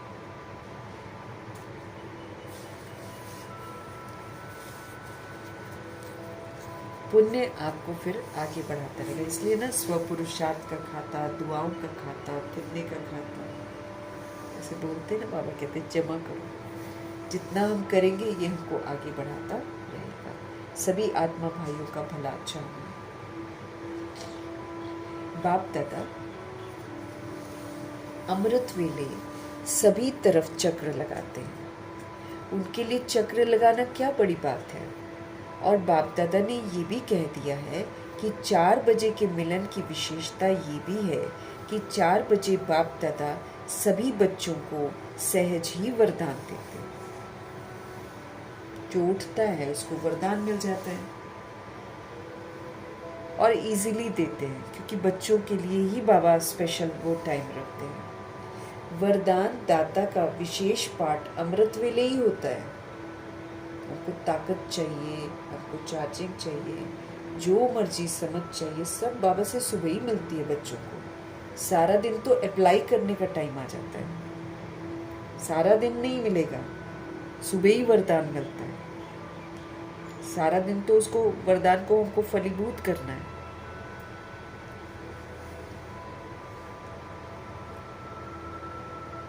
बाप दादा सभी बच्चों को 4 बजे वाले मिलन में सहज ही वरदान देते हैं। वरदान दाता का विशेष पाठ अमृत वेले ही होता है। जो भी वरदान चाहिए वो बाप दादा दे देते हैं। ट्रायल करके देखना बाबा कहते हैं। लेकिन आप सभी भी वरदान लेने के लिए अलर्ट रहना। ये नहीं कि सो कर बैठे हैं या एकाग्र बुद्धि नहीं है या फिर हमने दिनचर्या में गड़बड़ करी है तो फिर सुबह मजबूरी से बैठ जाते हैं। वो वाला चीज़ नहीं होना चाहिए। बाबा कहते हैं अलर्ट रहना पड़ेगा बाबा से वरदान लेने के लिए। आप सभी भी वरदान लेने के लिए अलर्ट रहना। अगर आप अलर्ट नहीं रहे तो बाप दादा चक्र लगा के चला जाएगा और आप सोचते रहेंगे। इसलिए अमृत वेले का महत्व देते तो हैं लेकिन और अटेंशन देना है बाबा कहते हैं।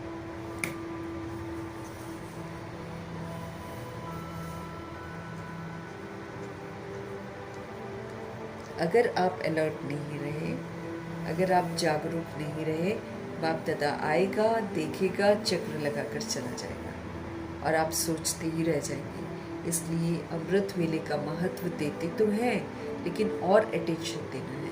बाप दादा ने देखा है कि समय अनुसार सेवा भी बढ़ रही है और सेवा के कारण बाप से वरदान लेना, उससे दूर रह नहीं सकते। बाकी डबल फॉरनर्स मेजॉरिटी पुरुषार्थ करते भी हैं, फिर भी बाबा कहते अटेंशन को अंडरलाइन करना है कि और अटेंशन रखना है। हालांकि वो लोग ईमानदारी से पुरुषार्थ करते हैं। बाकी मधुबन में कैसे भी पहुंच जाते हो, बाप दादा उसकी विशेष सभी बच्चों को मुबारक दे रहे हैं। बाप दादा ने सुना है कि जो बाप दादा ने संस्कार के ऊपर इशारा दिया था, है ना, दिया था ना, पिछले संडे भी दिया था कि पुराना संस्कार यूज नहीं करना। तो जो बाप दादा ने संस्कार के ऊपर इशारा दिया है, उसके ऊपर समझते हैं कि हमें करना ही है और करने के लिए रोज अमृत वेले जैसे स्वमान रखते हैं ना, उसके साथ साथ भिन्न भिन्न प्रकार से कोई एक संस्कार के ऊपर अटेंशन दो। जो आपको संस्कार बहुत तंग करता है, हटता नहीं है, उस पर अटेंशन दो। और फिर उसकी जगह क्या धारण करना है, उस पर भी अटेंशन दो। तो भिन्न भिन्न प्रकार से कोई एक संस्कार के ऊपर अटेंशन दो। आज के दिन इस संस्कार के ऊपर विशेष अटेंशन देना है।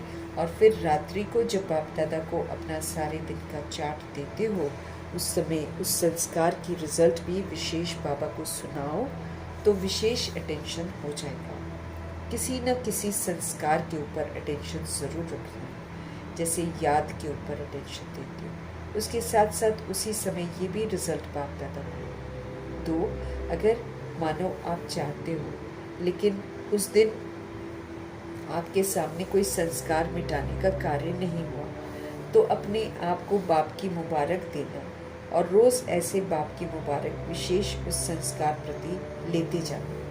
क्या कह रहे बाबा की, अगर मानो आप चाहते हो, लेकिन उस दिन आपके सामने कोई संस्कार मिटाने का कार्य ही नहीं हुआ, तो अपने आप को बाप की मुबारक देना और रोज़ ऐसे बाप की मुबारक विशेष इस संस्कार प्रति लेते जाना, तो संस्कार कार्य में आने में कमी पड़ती जाएगी।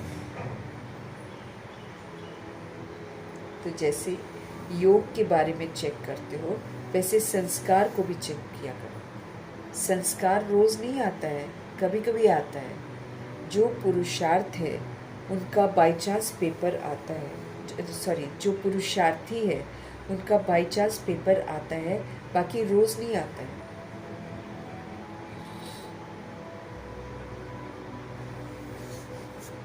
बाबा कहते हैं जैसे योग के बारे में आप चेक करते हो, वैसे संस्कार के लिए भी आप चेक करो। संस्कार रोज नहीं आता है, कभी कभी आता है। जो पुरुषार्थी है ना, उनका बाई चांस पेपर आता है, बाकी रोज नहीं आता है। लेकिन चेकिंग रोज होगी तो ये भी टेंशन को ख़त्म करता जाएगा। अगर हम अटेंशन रखेंगे चेकिंग की, तो फिर जो टेंशन हमको होता है वो ख़त्म होता जाएगा। क्योंकि बाप दादा ने देखा है, फॉरेन वालों में से कोई बच्चे कोई कार्य शुरू करते हैं तो अटेंशन देते हैं वो लोग, तो अटेंशन देने वाले ही मुक्ति प्राप्त कर सकते हैं। फॉरेनर्स अच्छा पुरुषार्थ करते हैं, ध्यान रखते हैं कि बाबा क्या बोल रहे हैं और फिर वैसे करते भी हैं वो लोग। अटेंशन, बाबा कहते फिर जो अटेंशन देगा वही तो मुक्ति प्राप्त कर सकता है, सारे बंधनों से मुक्ति प्राप्त कर सकता है। बाबा का भी वरदान है, समझा? बाबा का भी वरदान है। अभी इसके पीछे लग जाएंगे ना, रोज रिजल्ट की चेकिंग करेंगे, संस्कार अपने आप कड़ा वाला ढीला हो जाएगा। सारा दिन कड़ी नज़र रखो अपने पर, फिर देखो कि क्या मैं कामयाब हुई, रात को चेक करो कितना कामयाब हुई वो चेक करो। तो बाबा कहते हैं अगर आप ऐसे चेकिंग करोगे ना रोज रिजल्ट की, तो संस्कार जो कड़ा वाला है जिससे आप छूटना चाहते हैं वो स्वयं ही ढीला हो जाएगा। बाबा ने बोला ना, पुराना संस्कार मत यूज करो, विदाई दे दो उसको, पुराना संस्कार है, ये जो देह अभिमान का संस्कार है, काम क्रोध लोभ मोह अहंकार, ये सारा दैहिक है। ईर्ष्या द्वेष अलबेलापन सुस्ती, है ना, ये सारा संस्कार है। रिएक्ट रिजेक्ट करना पुराना संस्कार है ना? अवगुण देखना पुराना संस्कार है। और क्वेश्चन करेक्शन करना पुराना संस्कार है हमारा। तो हमको देखना है, बातें तो आएंगी लेकिन कहाँ तक मैंने वो पुराने संस्कार को दबाया है, ये मुझे चेक करना है। और चेक करके बाबा कहते रोज तुम अपना रिजल्ट देखो, फिर तुम्हारा जो कड़ा संस्कार, फिर हमारे वाणी में कड़वाहट आती है तो बाबा कड़वाइश को बंद करना चाहते हैं। वो हम देख लें कि सारे दिन में किस बात पर कड़वाहट आई, अपना चेक करेंगे, फिर अपने आप को समझाएंगे कि कड़वाहट यूज़ नहीं करनी। अगर हमको बाबा के समीप जाना है तो फिर जो बाबा की कंडीशंस है हमको पूरा भी तो करना पड़ेगा। ऐसे ही थोड़ी हम समीप चले जाएंगे। जब हम अर्जुन बनेंगे तभी हम समीप जा सकते हैं। और बाबा के समीप जाना है, बाबा ने अपना परिचय दिया है हमको और फिर विधियां बताई हैं, रास्ता बताया है। उन विधियों और रास्तों पर चलते जाएंगे, बाबा के समीप जाते जाएंगे, कलयुग से छूटते जाएंगे, धर्मराजपुर की सजाओं से छूटते जाएंगे। ऐसे पहुंचना है आपको सूक्ष्म वतन तक। तो बाबा कहते हैं आप अपने संस्कार जो पुराने हैं ना, उनको रोज चेक करो और चेंज करते जाओ, तो ये कड़े संस्कार ढीले हो जाएंगे। और जो बाप दादा चाहता है ना कि संस्कार की सब्जेक्ट में हम नंबर 1 जाएं, जो संस्कार चाहते हो वही कार्य में लगे। ईश्वरीय संस्कार है। अब तो नई दुनिया के संस्कार बाबा सिखा रहे हैं ना। अब श्रीमत पर चलना मतलब नए संस्कार बनाना। श्रीमत पर चलते जाओ, नए संस्कार बनते जा रहे। ये सत्यता और दिव्यता के संस्कार हैं जो हमारे काम आएंगे।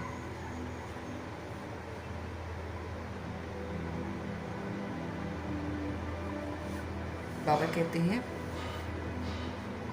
रोज रिजल्ट की चेकिंग करेंगे तो संस्कार स्वयं ही ढीला हो जाएगा। और जो बाप दादा चाहते हैं कि संस्कार की सब्जेक्ट में हम नंबर 1 जाएं, जो संस्कार चाहते हो वही कार्य में लगे, हो जाएगा। अटेंशन में आया है ना तो हो जाएगा। बाबा कहते हैं मतलब सारा दिन मुझको ध्यान में रखना है कि मुझे ईश्वरीय संस्कार यूज़ करने हैं। जो संस्कार हम पहले यूज़ करते थे उसको नहीं यूज़ करना। अब ईश्वरीय संस्कार क्या है? बिंदी लगाओ, क्वेश्चन नहीं करो, करेक्शन नहीं करो, रिएक्ट नहीं करो, रिजेक्ट नहीं करो, सदा शांत रहो, सदा सुखी रहो, सदा संतुष्ट रहो, सदा प्रेम स्वरूप रहो, सदा आनंद स्वरूप रहो। ये है ईश्वरीय संस्कार। अब कहते हैं आप अटेंशन दो, इसमें आप नंबर 1 जाओ। जो संस्कार चाहते हो ना वही कार्य में लगे। तो बाबा कहते हैं अगर आप में दृढ़ता आ जाएगी ना, हो जाएगा। अटेंशन में आया है ना तो हो जाएगा, लेकिन ऐसे नहीं हो जाएगा, अटेंशन देना पड़ेगा। अगर यूं ही हम सोचे कि हो जाएगा तो नहीं होगा, अपने ऊपर वर्क तो करना ही पड़ेगा ना। अटेंशन देना पड़ेगा कि सारा दिन मैंने कौन सा संस्कार यूज़ किया और मुझे कौन सा करना है। अगर मैं पुराना संस्कार यूज़ करूँगी तो उसका कॉन्सिक्वेंस क्या होगा, और अगर मैं ईश्वरीय संस्कार यूज़ करूँगी तो क्या होगा। इसका अंतर बिल्कुल हमारी बुद्धि में स्पष्ट होना चाहिए। फिर हम आत्माएं पुराने संस्कारों को यूज़ नहीं करेंगे।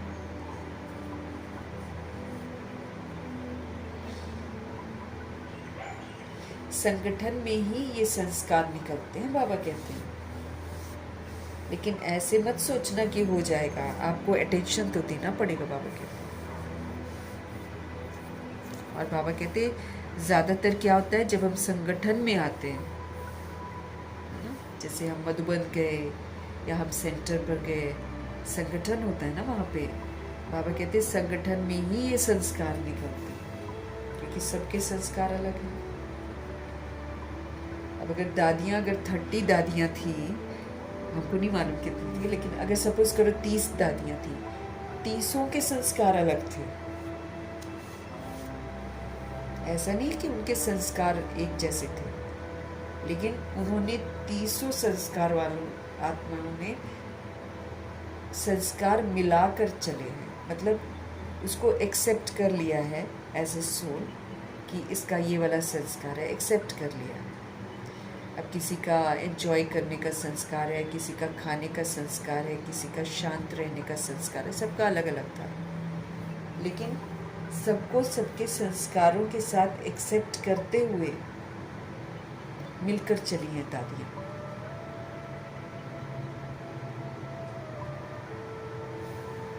इतिहास गवाह है कि जिन्होंने दादियों का टाइटल लिया है उनमें कभी भी अनबन नहीं हुई, कभी भी वो लोग टकराए नहीं। तो बाबा हमको समझ दे रहे हैं कि अटेंशन तो आपको देना पड़ेगा, क्योंकि संगठन में ही ये संस्कार निकलते हैं। अब जैसे हम लोग घरों में रहते हैं तो घर के सदस्य है ना, अब सबके संस्कार अलग हैं। अब यहीं पर संस्कार निकलते हैं, सब टकराव होता है, यहीं पर संस्कार टकराते हैं, परिवारों में टकराते हैं। कोई चल रहा है, कोई नहीं चल रहा है, कोई कैसे कर रहा है, कोई अगर चल भी रहा है तो सबका अपना अपना अलग अलग तरीका है। एक ही घर में एक सूर्यवंशी होगा, एक चंद्रवंशी होगा। एक ही घर में कोई राजा महाराजा वाला परिवार में जाने वाला होगा, तो कोई प्रजा भी होगा, तो कोई दास दासी भी होगा, तो सबके संस्कार अलग होंगे। तो इसलिए बाबा कहते हैं संगठन में ही ये संस्कार निकलते हैं। क्यों? आपके चित्रों में जो पूजा करते हैं वो आपके संस्कार कितने अच्छे गाते हैं, तो बने हैं संस्कार आपके ऐसे, तभी तो वर्णन करते हैं भक्ति मार्ग में, नहीं तो क्यों वर्णन करेंगे। अपना देवताई चित्र इमर्ज करो, क्या गाते हैं? 16 कला संपूर्ण, संपूर्ण निर्विकारी, सर्वगुण संपन्न, मर्यादा पुरुषोत्तम, संपूर्ण अहिंसक। बाबा कहते ऐसे तुम्हारे जड़ चित्रों के आगे जाकर तुम लोग खुद ही गाते थे जड़ चित्रों के आगे, आज भगत भी गा रहे हैं। तो अपना देवताई चित्र इमर्ज करो, क्या गाते हैं? ऐसे देवता तो फिर बनना ही है ना, जो महिमा करी जा रही है देवताओं की, तो वैसा देवता भी तो बनना पड़ेगा। अच्छा, बाकी सब डबल विदेशी पुरुषार्थ में सफलता का अनुभव करते रहते हैं ना? करते हैं? हाथ उठाओ जो सफलता अनुभव करते हैं। वाह, हाथ तो अच्छे उठा रहे हैं। तो लक्ष्य रखेंगे, अभी इसके पीछे अटेंशन हमको देना ही है, इसमें भी नंबर लेना ही है। तो आपको देख फिर औरों को भी उमंग आएगा, क्योंकि आप निमित्त हो ना, और निमित्त वालों को बाप दादा की खास मदद भी मिलती है। बाकी बाबा खुश है कि सेंटर्स वृद्धि को प्राप्त होते रहते हैं, पुरुषार्थ की तरफ अटेंशन है, लेकिन अभी परिवर्तन के निमित्त बनने वाले बनो, तो आपको देख औरों को भी परिवर्तन शक्ति का उमंग आएगा। अभी समय क्या है? स्व परिवर्तन करने का। तो जब हम स्व परिवर्तन करेंगे तो फिर औरों में भी उमंग उत्साह आएगा परिवर्तन करने का।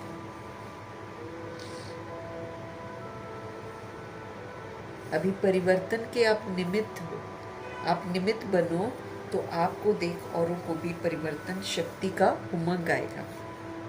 बाकी बाप दादा खुश है कि पुरुषार्थ में नंबरवार तो होते ही हैं, वो तो अंडरस्टूड है, लेकिन पुरुषार्थ की तरफ अटेंशन है और बढ़ाना है। बाकी बाप दादा की रोज याद प्यार तो मिलती रहती है। देखो, घर बैठे भी बाप दादा की याद प्यार एक दिन भी मिस नहीं होती है ना। रोज मुरली पहुंचती है हमारे पास और रोज उसमें याद प्यार होता है। तो घर बैठे भी बाप दादा का याद प्यार एक दिन भी मिस नहीं होता है, अगर रोज हम विधि पूर्वक मुरली पढ़ते हैं तो, हाँ, है ना। अगर पढ़ते ही नहीं है विधि पूर्वक जैसे बाबा चाहते हैं, तो फिर वो भी याद प्यार नहीं होता है।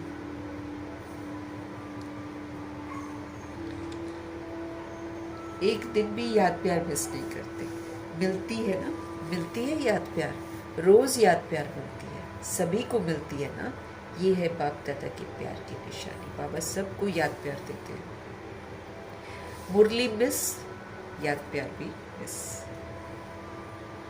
सिर्फ मुरली नहीं मिस की है, लेकिन आपने बाप दादा का याद प्यार भी मिस किया है, आपने वरदान भी मिस किया, आपने सब कुछ मिस किया अगर हम मुरली नहीं पढ़ते हैं विधि पूर्वक। ये नहीं कि बस यूं ही रीडिंग मार लिया, चलते फिरते सुन लिया, कुछ नहीं सुना, बस एक रीडिंग मार ली, वो नहीं।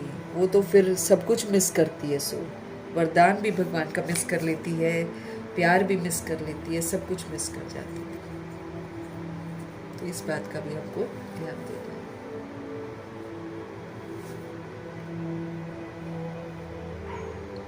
मुरली तो पढ़ भी लेंगे, लेकिन जो समय फिक्स है ना बाप दादा की याद प्यार लेने का, वो तो मिस हो गया।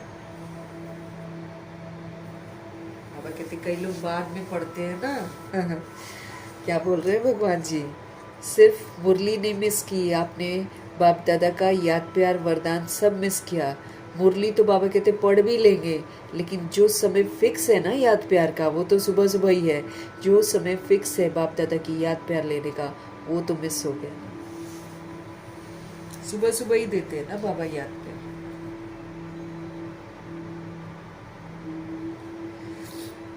दिन में थोड़ी देते रहते हैं। वरदान याद प्यार सब सुबह सुबह ही देते हैं। बाबा कहते मुरली तो तुम पढ़ भी लेंगे, लेकिन जो समय फिक्स है बाप दादा की याद प्यार लेने का, वो तो मिस हो गया। तो उमंग है, इस पर बाप दादा खुश भी है। अच्छा, मुरली मिस करने वाले हैं यहाँ पर? मुरली मिस करने वाले हैं? डबल फॉरनर्स में है कोई है जो मुरली मिस करता है? कारण से, किसी कारणवश मिस करता नहीं है? नहीं मिस करते हैं। एक ने हाथ उठाया। अभी मिस नहीं करना, मुरली मिस नहीं करना, चाहे फ़ोन के द्वारा सुन लो। पढ़ नहीं सकते हो ना, कैसे भी सुनो ज़रूर, हाजिरी ज़रूर लगाओ। अच्छा, बाकी जो भी सभा में आए हैं, नए भी हैं, पुराने भी हैं, तो ये पक्का पक्का नोट करो, मुरली नहीं मिस करनी है। क्योंकि बाप रोज़ परम धाम से आते हैं, कितना दूर से आते हैं, बच्चों के लिए आते हैं ना। तो जैसे बाप मुरली मिस नहीं करते हैं, तो ऐसे बच्चों को भी मुरली मिस नहीं करनी चाहिए। सुबह सुबह पढ़नी चाहिए, विधि पूर्वक पढ़नी चाहिए, तब मिलता है याद प्यार। सारा दिन नहीं मिलता। हमारे बाबा जैसे कभी भी मुरली मिस नहीं करते हैं। हम आत्माओं को सुनाते हैं, पढ़ाते हैं, समझाते हैं। ऐसे बच्चों को भी मुरली मिस नहीं करते। मधुबन में एक जगह तो 5 बजे भी मुरली होती है, एक 7 बजे होती है। 5 बजे उन आत्माओं के लिए होती है जो सेवाओं में, किसी किसी सेवाओं में उन्होंने व्यस्त होना हो, या फिर वहाँ पर वो ऑडियो ना हो, है ना। ऐसी आत्माओं के लिए 5 बजे भी वहाँ पर मुरली होती है। बाकी फिर जनरल में तो 7 बजे फिक्स किया बाबा ने। अभी जो मधुबन में आते हैं ना, तो जैसे फॉर्म भरते हैं, उसमें ये भी लिखो कि मुरली रोज सुनी या कितने दिन मिस किया। एक नया कॉलम ऐड करो है ना। मंजूर है? जिसको मंजूर है वो हाथ उठाओ। क्योंकि विधि पूर्वक भी नहीं पढ़ते हैं, मतलब भगवान घर आकर पढ़ाते हैं। कभी सुन लेंगे, कभी नहीं सुनेंगे, कभी घूमेंगे, कभी बातें करेंगे। जितना बाबा सहूलियत बढ़ाते जा रहे हैं, उतना आत्माएं गैर जिम्मेवार होती जा रही हैं। और जब शुरू वाली आत्माएं थी तो देखो, जगदीश भाई 1 बजे रात को घर से चल पड़ते थे साइकिल पर। जिनको लगन होती है वो करते हैं ऐसा काम, तो उनको प्राप्तियां भी सारी होती हैं। वो भगवान के समीप भी स्थान प्राप्त करते हैं। जो टाइम पास करते हैं उनको दुनिया से तो कुछ मिलने वाला है नहीं, लेकिन भगवान से भी तो नहीं मिलेगा कुछ भी। भाग्य भी सारा खराब हो जाएगा, क्या फायदा। ऐसी रूहें फिर तरसती रहती हैं चीज़ों के लिए, क्योंकि उन्होंने भगवान को अपना नहीं बनाया ना पूरा।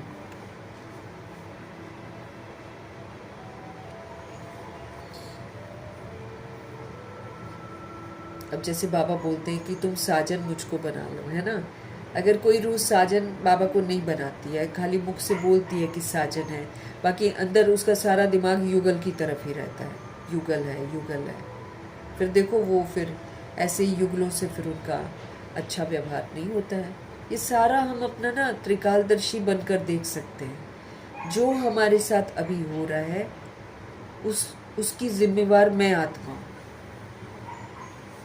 क्योंकि कल पहले मैंने संगम युग में टाइम वेस्ट किया है, इसलिए आज मेरे साथ ये हो रहा है। अब मेरे को सबक सीख लेना चाहिए, क्योंकि अगर मैं आज भी ये काम कर रही हूँ तो फिर आगे का भी ऐसा ही होगा। आगे भी कुछ अच्छा नहीं होगा, क्या फायदा। तो हम तकदीर की तस्वीर हम खुद ही बनाते हैं, हम भगवान को दोष जरूर देते हैं, हम ब्लेम गेम करते हैं, हम सीख जाते हैं ब्लेम गेम करना। शुरू से ही हम लोग सीखते हैं ब्लेम गेम, पेरेंट्स भी सिखाते हैं ब्लेम गेम। आपको चोट लगी है तो आप देखो कई लोग होते हैं जो पास में कोई खड़ा होएगा उसको मारेंगे, इसने इसकी वजह से तुम गिरो, या फिर जमीन को ही मारते हैं, इसकी वजह से तुम, उसको चुप कराने के चक्कर में। वो बच्चा बचपन से ही सीख रहा है कि अगर हम गिरे हैं तो दूसरे की वजह से गिरे हैं, अपनी वजह से नहीं। तो ये इतना अच्छे से हमारी बुद्धि में फीड हो जाता है कि हम बड़े होकर भी इसी अनुसार चलते हैं कि हमारे साथ कुछ होता है तो उसकी वजह से, उसकी वजह से।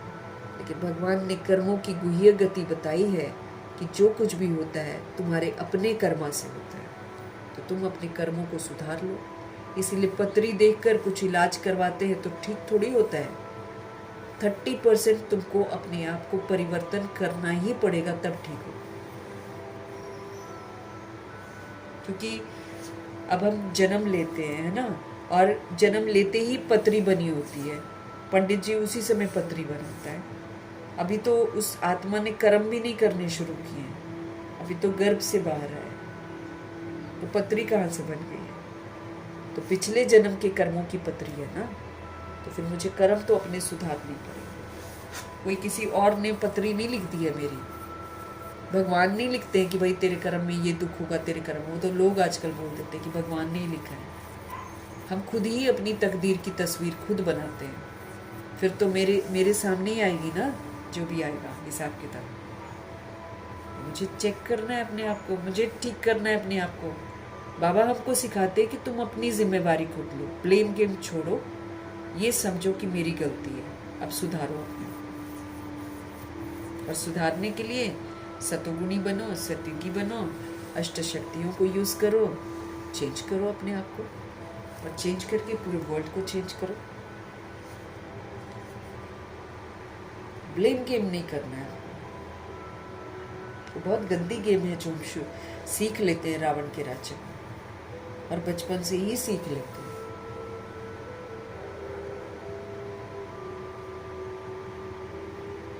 बाबा कहते हैं एक ये भी, उसमें ये भी लिखो कि मुरली रोज सुनी या कितने दिन मिस किया। मंजूर है, जिसको मंजूर है ना वो हाथ उठाओ, मधुबन वाले भी हाथ उठाओ। किसी भी कारण से मुरली मिस नहीं करनी है, किसी भी कारण से, नो एक्सक्यूजेस। बाबा नहीं सुनेगा कोई भी एक्सक्यूज। जैसे खाना नहीं मिस करते, खाना तो नहीं मिस करते, खाना तो टाइमली चाहिए, वो नहीं मिस करेंगे। कोई मिस करता है खाना, खाने में तो दिमाग रहेगा, ये खाना चाहिए, वो खाना चाहिए, बॉडी के लिए ये करना चाहिए, बॉडी के लिए वो करना चाहिए, बड़ा ध्यान रहता है। रूह के लिए क्या करना चाहिए वो पता ही नहीं है, उसके लिए नहीं पता है कि मुझे रूह ने इतने पाप कर रखे हैं तो मुझे याद में रहकर अपने पाप भस्म करने हैं, फिर मुझे अपना भाग्य भी बनाना है, मुझे खजाने भी कमाने हैं, मुझे आयु भी कमानी है, मुझे शरीर भी कमाना है। वो कलयुग के पीछे पड़े हुए हैं, सतयुग की कोई भी चीज़ के लिए पुरुषार्थ ही नहीं कर रहे हैं। पुरुषार्थ नहीं करेंगे तो मिलेगा क्या? कुछ भी नहीं मिलने वाला। और जो बाबा का याद प्यार और वरदान अभी नहीं ले रहा है, वो जो एग्जाम होने वाले हैं उसमें कहाँ से पास होगा? कितने दुख संकट आने वाले हैं, कैसे फेस करेगा? ताकत ही नहीं ली है बाबा से, चार्ज ही नहीं किया अपने आप को। बाबा कहते किसी भी कारण से मुरली मिस नहीं करनी है। जैसे खाना नहीं मिस करते हो, तो ये भी तो भोजन है ना, ये आत्मा का भोजन है मुरली। बॉडी का भोजन खिला देते हैं, रूह बेचारी वैसी की वैसी अनपढ़ गंवार रह जाती है। तो ये मुरली जो है ये आत्मा का भोजन है। अच्छा लगा, जो नए भी आए हैं, आने को तो मिला है ना, उन्हों को भी ये नियम पालन करना है। जैसे और नियम है ना, वैसे ये भी एक नियम है। ब्राह्मण माना मुरली सुनने वाला, सेवा करने वाला। मुरली सुननी है और जो बाबा कह रहे हैं वो करना है।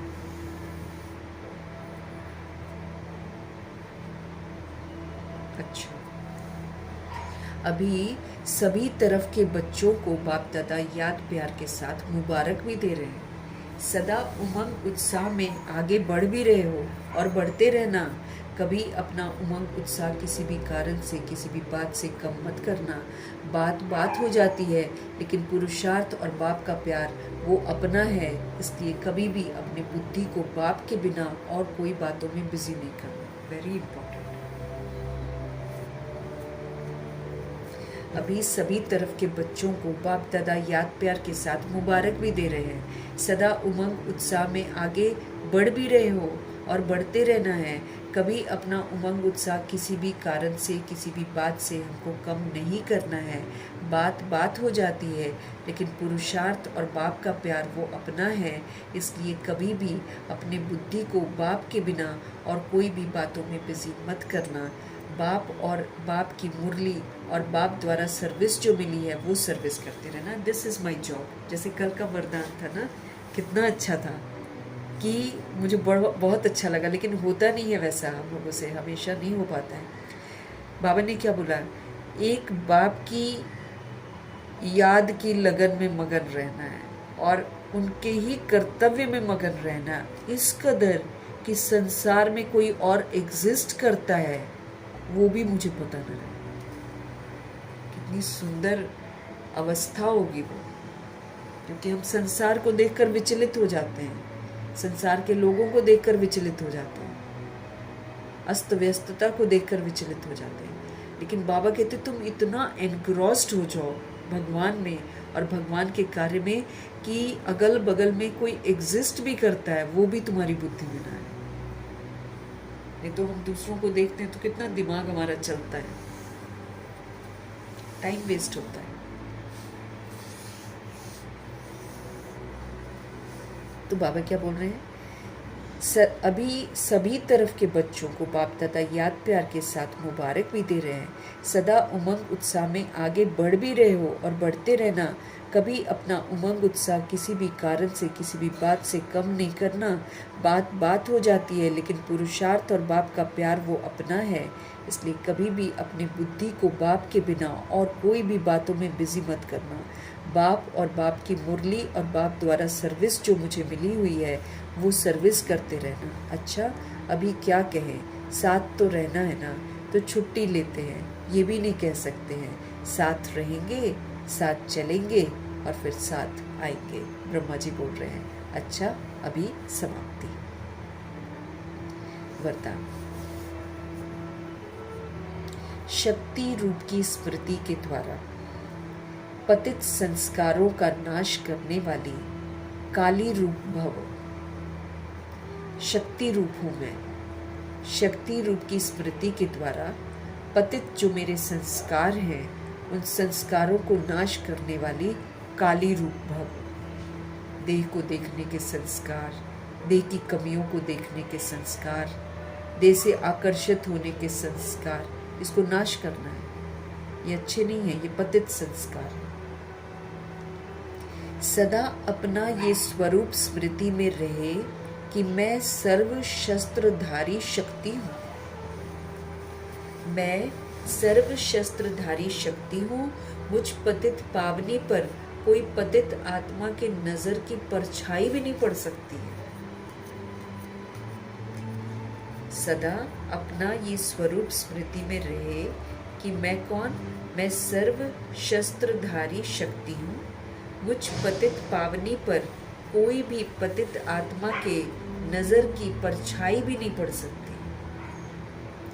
पतित आत्मा के पतित संकल्प भी न चल सके। कोई पतित आत्मा है ना, उसके मन में मेरे प्रति कोई पतित संकल्प भी न चल सके, ऐसी अपनी ब्रेक पावरफुल चाहिए। यदि किसी पतित आत्मा का प्रभाव हम पर पड़ता है तो इसका अर्थ ये है कि हम प्रभावशाली नहीं हैं। देख लो, अगर कोई नेगेटिव एनर्जी मेरे पास आती है, अगर कोई पतित की दृष्टि वृत्ति मेरी तरफ आती है और उसका प्रभाव मेरे पर पड़ता है, that means I am not प्रभावशाली। बाबा उसको दोष नहीं देगा, बाबा मेरे को बोलेगा तुम्हारी गलती है।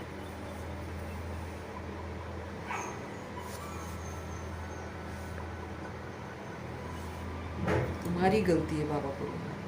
अगर कोई हमको बॉडी को देखेगा, हमको हमारा बॉडी को देखेगा तो मेरी गलती है। अगर मैं पावरफुल हूं तो किसी की नजर मेरे पर जा ही नहीं सकती।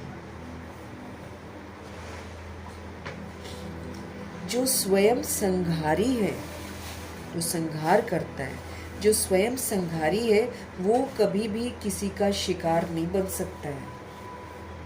तो ऐसा काली रूप बनो जो कोई भी आपके सामने ऐसा संकल्प भी करे ना, उनका संकल्प ही मूर्छित हो जाए, खत्म हो जाए। दिमाग वो क्या सोच रहे हैं ना, वो सोच ही उसकी खत्म हो जाए। इतना पावरफुल हमको बनना पड़ेगा, क्योंकि दुनिया तो विस्मृत है, दुनिया तो विस्मृत है। वो तो कलयुगी पार्टी बजाएगी। मुझे पावरफुल बनना है, मुझे काली बनना है।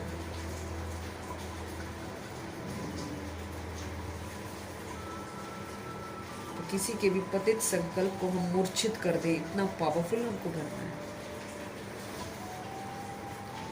तो शक्ति रूप की स्मृति कि मैं शिव शक्ति हूँ, मैं सर्व शस्त्रधारी शक्ति हूँ, मेरे पास सारे ज्ञान और योग के अस्त्र और शस्त्र हैं। तो शक्ति रूप की स्मृति के द्वारा पतित संस्कारों का नाश करने वाली काली रूप भव सदा अपना ये स्वरूप स्मृति में रहे कि मैं सर्व शस्त्रधारी शक्ति हूँ। मुझ पतित पावनी पर कोई भी पतित आत्मा की नज़र की परछाई भी नहीं पड़ सकती है, पतित आत्मा के पतित संकल्प भी नहीं चल सकते हैं। ऐसी अपनी ब्रेक पावरफुल चाहिए। यदि किसी पतित आत्मा का प्रभाव हम पर पड़ता है तो इसका अर्थ है कि प्रभावशाली हम नहीं हैं। जो स्वयं ही संघारी है वो कभी किसी का शिकार हो नहीं सकता है। जिसका शिकार नहीं बन सकते हैं तो ऐसा काली रूप बनो जो कोई भी आपके सामने ऐसा वैसा संकल्प करे तो उसका संकल्प ही मूर्छित हो जाए। जैसे ब्रह्मा जी के आगे कोई आता था तो आधी बातें रास्ते में ही खत्म। खैर उनके पास तो कोई पतित वाले ख्यालात से नहीं आता होगा, लेकिन प्रश्न भी गायब हो जाते थे। ऐसे हमारे सामने अगर कोई ऐसी पतित आत्मा आ जाए और वो पतित संकल्प करती हो तो हमारे सामने अगर आए तो हमको ऐसा काली रूप धारण कर लेना है कि उसका संकल्प ही मूर्छित हो जाए। गलत क्या सोच पाएगा, उसकी सोच को ही खत्म कर देगा। स्लोगन है, रॉयल रूप की इच्छा का स्वरूप नाम, मान और शान। रॉयल रूप की इच्छा का स्वरूप नाम, मान और शान। रॉयल रूप की इच्छा जो होती है ना, इच्छा का रॉयल रूप क्या होता है? नाम मिल जाए, मान मिल जाए, शान मिल जाए। इसी के पीछे आज दुनिया सारी भाग रही है। मेरा नाम हो जाए, मुझे लोग जान जाएं, मेरे को सब रिस्पेक्ट दें, मैं शान में रहूं, है ना। इसी के पीछे सारे, और बाबा कहते हैं ये सारी इच्छाओं का रॉयल रूप है। इंसान इसके पीछे भागता ही रहता है। अगर मिल भी जाता है नाम, मान, शान तो ये टेम्पररी होता है। आज नाम मिला, कल बदनाम भी करते हैं, ऐसा हो जाता है। तो क्यों उन चीज़ों के पीछे भागना है? क्यों नहीं भगवान के पीछे जाकर अपना भाग्य बनाना है? हमको अव्यक्त इशारे मिल रहे हैं ज्वाला स्वरूप स्थिति में रहकर शक्तिशाली याद का अनुभव करने के। सारथी मतलब आत्म अभिमानी। मैं आत्मा सारथी हूँ, मैं इस शरीर को चलाने वाली हूँ, मैं इस रथ की रथी हूँ, सारथी हूँ। अब जब रथी निकल जाती है तो क्या बोलते? अर्थी, है ना, डेड बॉडी, कॉप्स, किसी काम का नहीं। तो सारथी हूँ मैं, मैं ना रहूं तो शरीर चलता ही नहीं है, खत्म। तो सारथी वो होता है जो आत्म अभिमानी है। वो फिर उसको शुद्ध अभिमान रहता है कि मैं आत्मा परमात्मा का बच्चा हूँ और मैं इस शरीर को चलाने वाला मालिक हूँ। सारथी मतलब आत्म अभिमानी, क्योंकि आत्मा ही सारथी है। ब्रह्मा बाप ने इस विधि से नंबर 1 की सिद्धि प्राप्त की है। वो तो शुरू से सारथी बनकर उन्होंने पाठ बजाया, इसीलिए वो नंबर 1 में चले गए। तो ब्रह्मा बाप ने इसी विधि से आत्म अभिमानी बनकर, सारथी बनकर नंबर 1 की सिद्धि प्राप्त कर ली। फॉलो फादर करो। जैसे बाप देह को अधीन करके प्रवेश होते हैं, अर्थात सारथी बनते हैं। वो कभी भी देह के अधीन नहीं होते हैं, न्यारे रहते हैं, प्यारे रहते हैं। बॉडी का आधार लिया, पाठ बजाया, निकल गए। न ब्रह्मा जी रोक सकते हैं, न कोई और उनको रोक सकता है। इसलिए वो कभी भी अधीन नहीं होते। तो जैसे बाप देह को अधीन करके प्रवेश होते हैं, अर्थात सारथी बनते हैं, देह के अधीन नहीं होते हैं, इसलिए न्यारे और प्यारे रहते हैं। जो देह के अधीन रहता है ना, वही अटैचमेंट में आता है, फिर वो अच्छा नहीं लगता है। अटैचमेंट वाला किसी के साथ अटैचमेंट में रहेगा, किसी के साथ नहीं रहेगा, तो लोग उसको पसंद नहीं करते। जो डिटैच रहता है, जो न्यारा रहता है, सबको एक समान देखता है, वही प्यारा लगता है सबको। तो इसलिए न्यारे और प्यारे हैं। ऐसे ही आप सभी ब्राह्मण आत्माएं भी बाप समान सारथी की स्थिति में रहें। सारथी स्वतः ही साक्षी होकर कुछ भी करेंगे, देखेंगे, सुनेंगे, और सब कुछ करते भी, बाबा कहते सब कुछ करते भी माया की लेप छेप निर्लेप रहेंगे। आप सभी ब्राह्मण आत्माएं भी बाप समान सारथी की स्थिति में रहो कि मैं सारथी हूँ, चलाने वाली हूँ, मालिक हूँ। सारथी स्वतः ही साक्षी होकर कुछ भी करेंगे, देखेंगे, सुनेंगे, और सब कुछ करते भी माया की लेप छेप से निर्लेप रहेंगे। उनको माया का लेप छेप नहीं लगता है। देखेंगे, वो करेंगे भी, देखेंगे भी, सुनेंगे भी, लेकिन सब कुछ करते हुए सब तो मायावी है। जो कुछ दिखाई दे रहा है वो मायावी है, जो कुछ सुनाई दे रहा है वो सारा मायावी है, झूठ है। बॉडी को लेकर भी सुनाया जा रहा है, और बॉडी तो झूठ है, मर जाएगी, तो सारा कुछ जो सुन रहे वो सारा झूठ ही तो है। तो करेंगे, देखेंगे, सुनेंगे, और सब कुछ करते भी माया की लेप छेप से वो निर्लेप रहेंगे। माया का लेप छेप उनको नहीं लगता है, प्रभाव में नहीं आते। लेप छेप लगना मतलब हम फिर असर आ जाता है हम पर, हम फिर प्रभाव में आते हैं, फिर उल्टा सीधा कुछ ना कुछ बोलते रहते हैं। तो हिसाब किताब बन गया ना एक और नया। अब हमको हिसाब किताब और बनाना नहीं है, बाबा कहते हैं जो बना है उसी को खत्म करना है। तो क्या याद रखेंगे? मैं सारथी हूँ, आत्म अभिमानी हूँ, फॉलो फादर करने वाली हूँ, और देह के अधीन नहीं होना है, देह को अधीन करके उसको यूज़ करना है। बाप समान सारथी की स्थिति में रहना है। सारथी साक्षी होकर सब कुछ देखेगा, सुनेगा, करेगा, और सब कुछ करते भी वो माया की लेप छेप से बिल्कुल न्यारा रहेगा।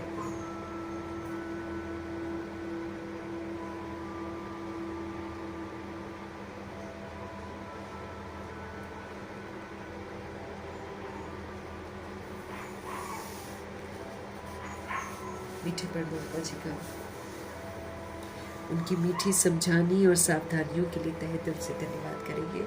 ब्रह्मा माँ का धन्यवाद, जगदम्बा माँ का धन्यवाद, कुलसार दादी जी का धन्यवाद, अष्ट रत्नों का धन्यवाद, नवग्रहों का धन्यवाद, एडवांस पार्टी की सारी सोल्स का धन्यवाद, बची हुई जितनी भी आत्माएं हैं सबका धन्यवाद, 5 तत्वों का धन्यवाद, ड्रामा का धन्यवाद, प्रकृति का धन्यवाद, माया का धन्यवाद, यमदूत का धन्यवाद, करोड़ों की आबादी का धन्यवाद, साधनों का धन्यवाद, साधन बनाने वालों का धन्यवाद, साथ में रहने वाली सोल्स का धन्यवाद, सहयोगी आत्माओं का धन्यवाद, अविनाशी खजानों का धन्यवाद, सभी को धन्यवाद।